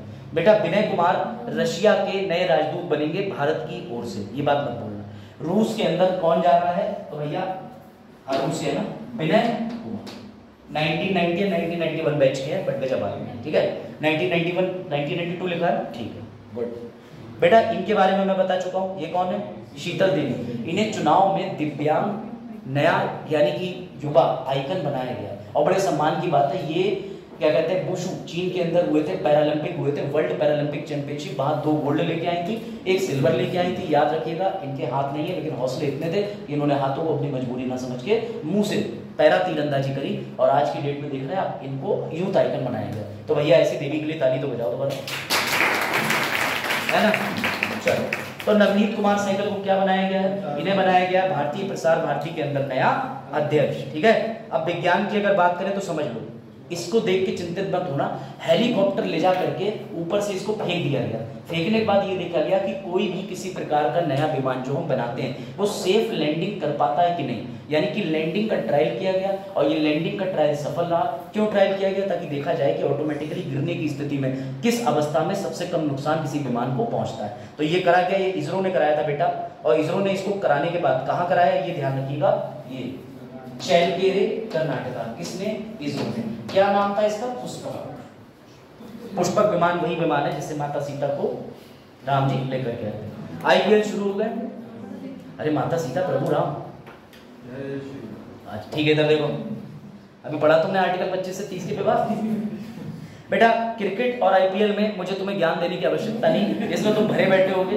एक एक गेम पे कौन से खिलाड़ी ने किसको ज्यादा देर देखा, कैमरा ने किस पे ज्यादा फोकस रखा, कौन सी महिला पे ज्यादा फोकस रहा, ये मुझसे बेहतर तुम बता दोगे। ठीक है। बस मैं तुम्हें ये बताना चाह रहा हूं बेटा कि टेबल टेनिस जैसे खेल भी होते हैं, टेबल टेनिस में एकल खिताब जीता गया है सातियान ज्ञानशेखर, ये नाम याद रखिएगा, इस पे आगे प्रश्न बनेगा, ठीक है। इंडिया ने अपनी हॉकी की 27 लोगों की टीम चुनी, पर सर 27 लोग खेलते हैं क्या? नहीं बेटा, पूरा स्क्वाड जाता है, पानी पिलाने वाला, सप्लीमेंट देने वाला, हॉकी सही है या नहीं देखने वाला। हॉकी के जादूगर किसे कहा जाता था? मेजर ध्यान सिंह की जन्म कब हुआ था? उसी दिन क्या बनाया जाता है भारत में? बेटा एक घटना है, मेजर ध्यान सिंह जो है वो गए थे, शायद पाकिस्तान के अंदर ही हो रहा था हॉकी का विश्व, तो उन्होंने जब अपने हॉकी स्टिक से गेंद को हिट करा, तो गेंद को हिट करने के बाद में सामने गोल नहीं हुआ, तो उन्होंने इस बात की चिंता जताई और तुरंत ही बुलाया रेफरी को और बोले ये गोल पोस्ट गलत है। तो किसी ने कहा कैसी बातें कर रहे हैं, ये ओलंपिक्स की बात है, ओलंपिक्स में कैसे गोल पोस्ट गलत हो सकता है? तो बाकायदा फीता लेके नापा गया, तो जो गोल होता है करने वाला वो अपनी दूरी से कुछ इंच हटा हुआ निकला और बाद में रेफरी को गोल देना पड़ा। इतने ज्यादा जबरदस्त है। जब वो अपनी गेम खेलते थे तो लगता था कि हॉकी से जब वो गेम लेकर के जाते थे तो कोई कहता था क्या मैग्नेट लगी है। कई बार बीच ग्राउंड में जांच करी गई कि क्या चिपकाए तो नहीं है गेंद को, इसलिए उन्हें हॉकी का जादूगर कहा जाता था। और याद रखिएगा, आर्मी से लेकर के हॉकी का सफर, उनकी एक पुस्तक है जिसमें उन्होंने अपनी तन्हाई के बारे में लिखा है कि वो अपनी मम्मी से बहुत लगाव रखते थे, मम्मी को छोड़ के अलग जगह आना पड़ा, काफी फेमस हो गए और फेमस होने के बाद ही उन्हें एक बीमारी हो गई थी अकेलेपन में रहने की। ठीक है, पढ़िएगा, उनके ऊपर पुस्तक लिखी हुई है।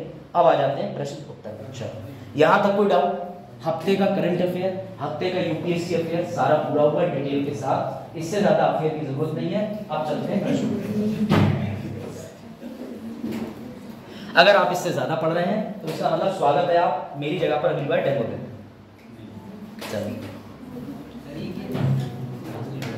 ट्रांसलेट हिंदी में। हाल ही में प्रधानमंत्री नरेंद्र मोदी जी को भूटान का सर्वोच्च नागरिक पुरस्कार कौन सा प्रदान किया गया है? WOTDGP, ऑर्डर ऑफ करके मैंने बताया था, मैं भी भूल जाता। वेरी गुड बेटा, इसका उत्तर क्या है? बाकी बच्चे सी से भावनात्मक जुड़ाव ना महसूस करें, ये उत्तर दे रहे हैं। ठीक है, इसका उत्तर सी है। चलो अब बताओ, IPL जब भी शुरू होता है इसी दिन पे शुरू होता है, ये नियम है, बताओ। हाँ, और मार बोला और महिला विमान देखो सही, ये लड़की इंडियन प्रीमियर लीग देखती है। MS धोनी की जगह इस बार किसे चली गई?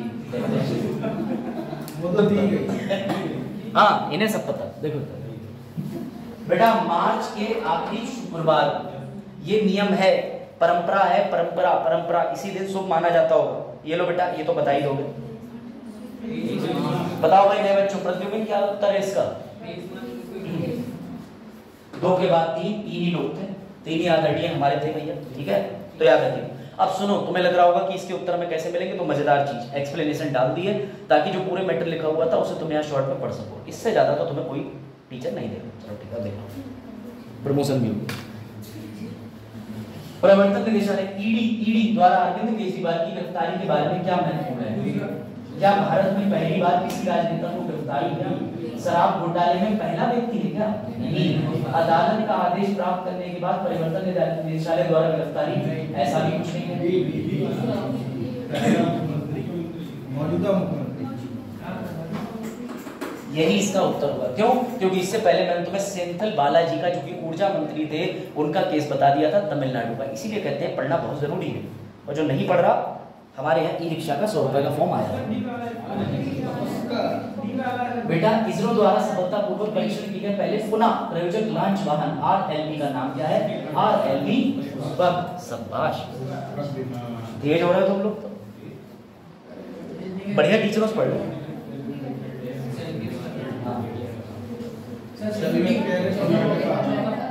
बेटा इसका मैंने आपको उत्तर बताया था, उसमें मैंने जो लिखा था वही से। ठीक है, ये तो इसे याद रखिएगा। कर्नाटक में था, ये मत भूलिएगा। ये देखिए, इस हर तरीके से उत्तर लिखे हुए हैं, कोई टेंशन की बात ही नहीं है। अब आ जाओ इस पे। चुनावी बॉन्ड खरीदने के लिए सिर्फ एक ही बैंक को पेपर दिए जाते थे, उस बैंक का नाम था SBI। वेरी गुड, ये दुख सबको रहेगा। टेबल टेनिस सातियान ज्ञानशेखरन, गजब। ये लो सबसे प्यारा प्रश्न बनाया हुआ। टहलने नहीं दोगे तुम लोग हैं? आम चुनाव के कारण। अरे इसी बहाने टहल लेते हैं भाई। चलो लो ये बताओ, ज्यादा ही तेज बताओ। Very good. बताओ किस घटना से संसद की सुरक्षा और सीआईएसएफ की तैनाती में पुनर्मूल्यांकन को प्रेरित किया गया? बताओ।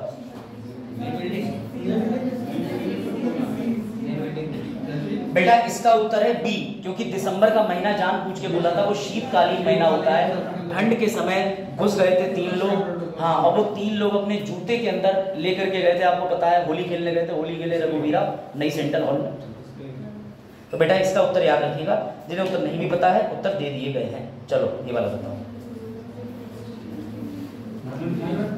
6 अप्रैल से शुरू होने वाले ऑस्ट्रेलियाई दौरे के लिए भारतीय पुरुष टीम का नेतृत्व कौन करेगा? ये मैंने नहीं बताया, लेकिन इसका उत्तर है हरमनप्रीत सिंह। Very good. अब ये तो बता दो, विनय कुमार जो लोग इसका उत्तर दे रहे हैं, बिल्कुल उचित उत्तर दे रहे हैं। ये लोग अभी छोड़ेंगे कैसे, अभी तो और बचा है पूरा 1.5 घंटे कंटिन्यू। बेटा 18 से 20 मार्च 2024 तक भारत मंडपम नई दिल्ली में कुंभ आयोजित कराया जा रहा है। स्टार्टअप व्यापारी का, हाँ, इसका क्या होगा? पढ़ लो।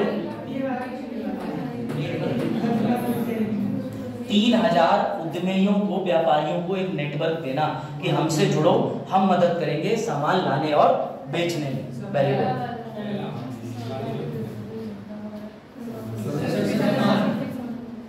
सही है, वेरी गुड। लो इसका बताओ, अब मजा आएगा, ये मैं पहले कवर कर चुका हूँ।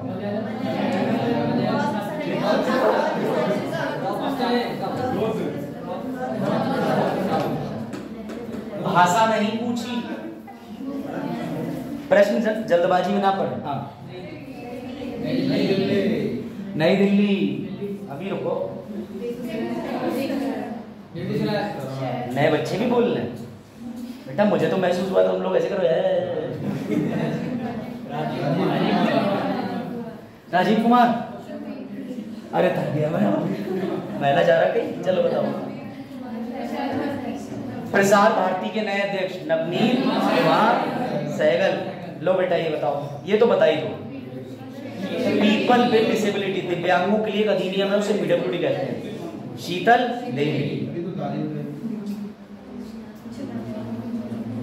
ये बड़ा अच्छा प्रश्न, बताइए। राजनीतिक दलों द्वारा धन जुटाने के लिए जारी इसका उत्तर सीधे सीधे गुमनाम राजनीतिक दान के लिए वित्तीय साधन। अब आई समझ में? ये प्रश्न तुम्हें मिलेंगे। अगला बताओ। किस हालिया घटनाक्रम में सुप्रीम कोर्ट ने चुनावी बॉन्ड योजना को, बहुत बढ़िया, ये कब दिया था जजमेंट? बेटा जजमेंट आया है 15, ये याद रखिएगा, फैसला 15 फरवरी को आया था। 13 मार्च तक का टाइम दिया था एसबीआई को, उसने 12 को डेटा दिया, फिर डांट खाई, फिर डेटा दिया, फिर डांट खाई। अब डेटा दे दिया है, अब पूरा देश डांट खा रहा है। ये तुमने ही फंडिंग करी है। चलो इतने ही प्रश्न थे, पूरे वीक का कवर हो गया। अब उसके बाद एक इंपॉर्टेंट और सूचना है, ऐसे कैसे छोड़ देंगे तुम्हें? अब परेशान नहीं कर रहे, लेकिन एक डेटा और दिखा दें। बेटा तुम्हारे लिए ये शुरू हो रहा है, देखो। अरे ठीक है, अभी तक तुम्हें प्रॉब्लम ये थी कि तुम्हारा इन विषयों पे कमांड गया था छूट। तुम कहीं ज्योग्राफी रिवाइज कर रहे थे, कहीं पॉलिटी रिवाइज कर रहे थे, तो तुम्हारे लिए घटना चक्र सीरीज लाई जाएगी। सुनो इसमें इंपॉर्टेंट क्या है, ध्यान देना बेटा। सबसे पहली बात तो पूर्वालोकन शुरू करूंगा मैं, और ऐसे नहीं शुरू करूंगा। पूर्वालोकन के अंदर ये जैसे काल है, इसे शॉर्ट ट्रिक से या क्वेश्चन के एनालिसिस के माध्यम से 5 मिनट समझाऊंगा या 10 मिनट। समझाने के बाद सबसे बढ़िया चीज ये देखो, मैंने इसमें फिल्टर कर दिया, कहीं उत्तर नहीं है। उत्तर मेरे हिसाब से होंगे, जैसे मान के चलो यही पहला प्रश्न ले लो, रॉबर्ट्स ब्रूसफुट कौन थे? वैज्ञानिक या पुरातात्विक, तो कौन थे? अब इसका उत्तर पहले की घटना चक्र में ए और बी दोनों होता था, लेकिन अब ये जो नई वाली घटना चक्र आई है, इसमें इसको बोला गया है भूगर्भ वैज्ञानिक। ठीक है, अब लेकिन इन्होंने एक्सप्लेनेशन के अंदर जो ऑप्शन दिया है वो दोनों दिए। ये देखो, ये देखो। तो मैं तुम्हें ये बताने चाह रहा हूं कि ये घटना चक्र के अंदर डिजाइनिंग रहेगी। बच्चों ध्यान देना, ये क्वेश्चन की एक्सप्लेनेशन तुम्हें समझाई जाएगी, प्रश्न ऐसे लगवाए जाएंगे, और घटना चक्र को हम लोग डेली के 15 मिनट में रिजर्व कर लेते हैं सभी विषयों की। किसी व्यक्तिगत विषय से मेरा कोई लगाव नहीं है। इससे तुम्हारे पीसीएस का रिवीजन हो जाएगा। मैं तुम्हें प्रश्न संख्या दे दूंगा कि 13 से लेकर 25 तक के प्रश्न डिस्कस होंगे। वो यहीं लग जाएंगे और मेरे तरीके से मैं कंसेप्ट समझा दूंगा कि भाई पुरा पाषाण युग क्या था, मध्य पाषाण क्या था, नव पाषाण क्या था, सभ्यता कौन कौन सी आई थी, पहले पाषाण युग के अंदर क्या क्या होता था, तो तुम्हारा रिवीजन भी चलता रहेगा। क्या कहते हो? अगर तुम इस सीरीज से सहमत हो तो ये सीरीज लेक्चर के साथ में शुरू करी जाए, बताओ।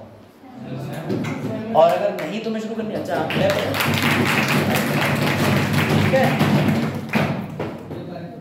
इसके अलावा हाँ, इसके अलावा तुम्हारे लिए जो मैगजीनें डिजाइन करनी थी वो मैंने मैगजीन डिजाइन कर ली है। और तुम्हारी इस मैगजीन की खासियत ये रहेगी कि तुम्हारे लिए जो पहला पेज डिजाइन किया गया है, इस पेज के अंदर जो जो डेट है वो तुम्हें एक कैलेंडर सब में मिलेगा। उस कैलेंडर के हिसाब से तुम जितने पन्ने हैं उसका वर्गीकरण कर सकते हो, तारीख के हिसाब से डेट लिख सकते हो, और जो इंपॉर्टेंट डेट है वो मेंशन करके चलना। ये तुम्हें मेरे द्वारा मिलेगा इस तरीके से पूरी एक्सप्लेनेशन के साथ में, ठीक है। तो तुम्हें इससे ज्यादा और क्या चाहिए बताओ? और कुछ? चंदा डालो, चंदा, चुनावी बॉन्ड। बेटा आई थिंक इससे ज्यादा मोर देन इनफ है। मंथली मैगजीन मिल जाएगी, वीकली अफेयर्स की मैगजीन मिल जा रही है, और क्या चाहिए? करंट अफेयर के क्वेश्चन हो जा रहा है, कंसेप्ट डिस्कस हो रहा है, एमसीक्यू लग जा रहा है। चलो अब नए बच्चों से आज बात करेंगे। बताइए कृष्णपाल जी, और कुछ? आपकी योजना भी लेके आए हैं, लेकिन कोई योजना का समय नहीं बचा।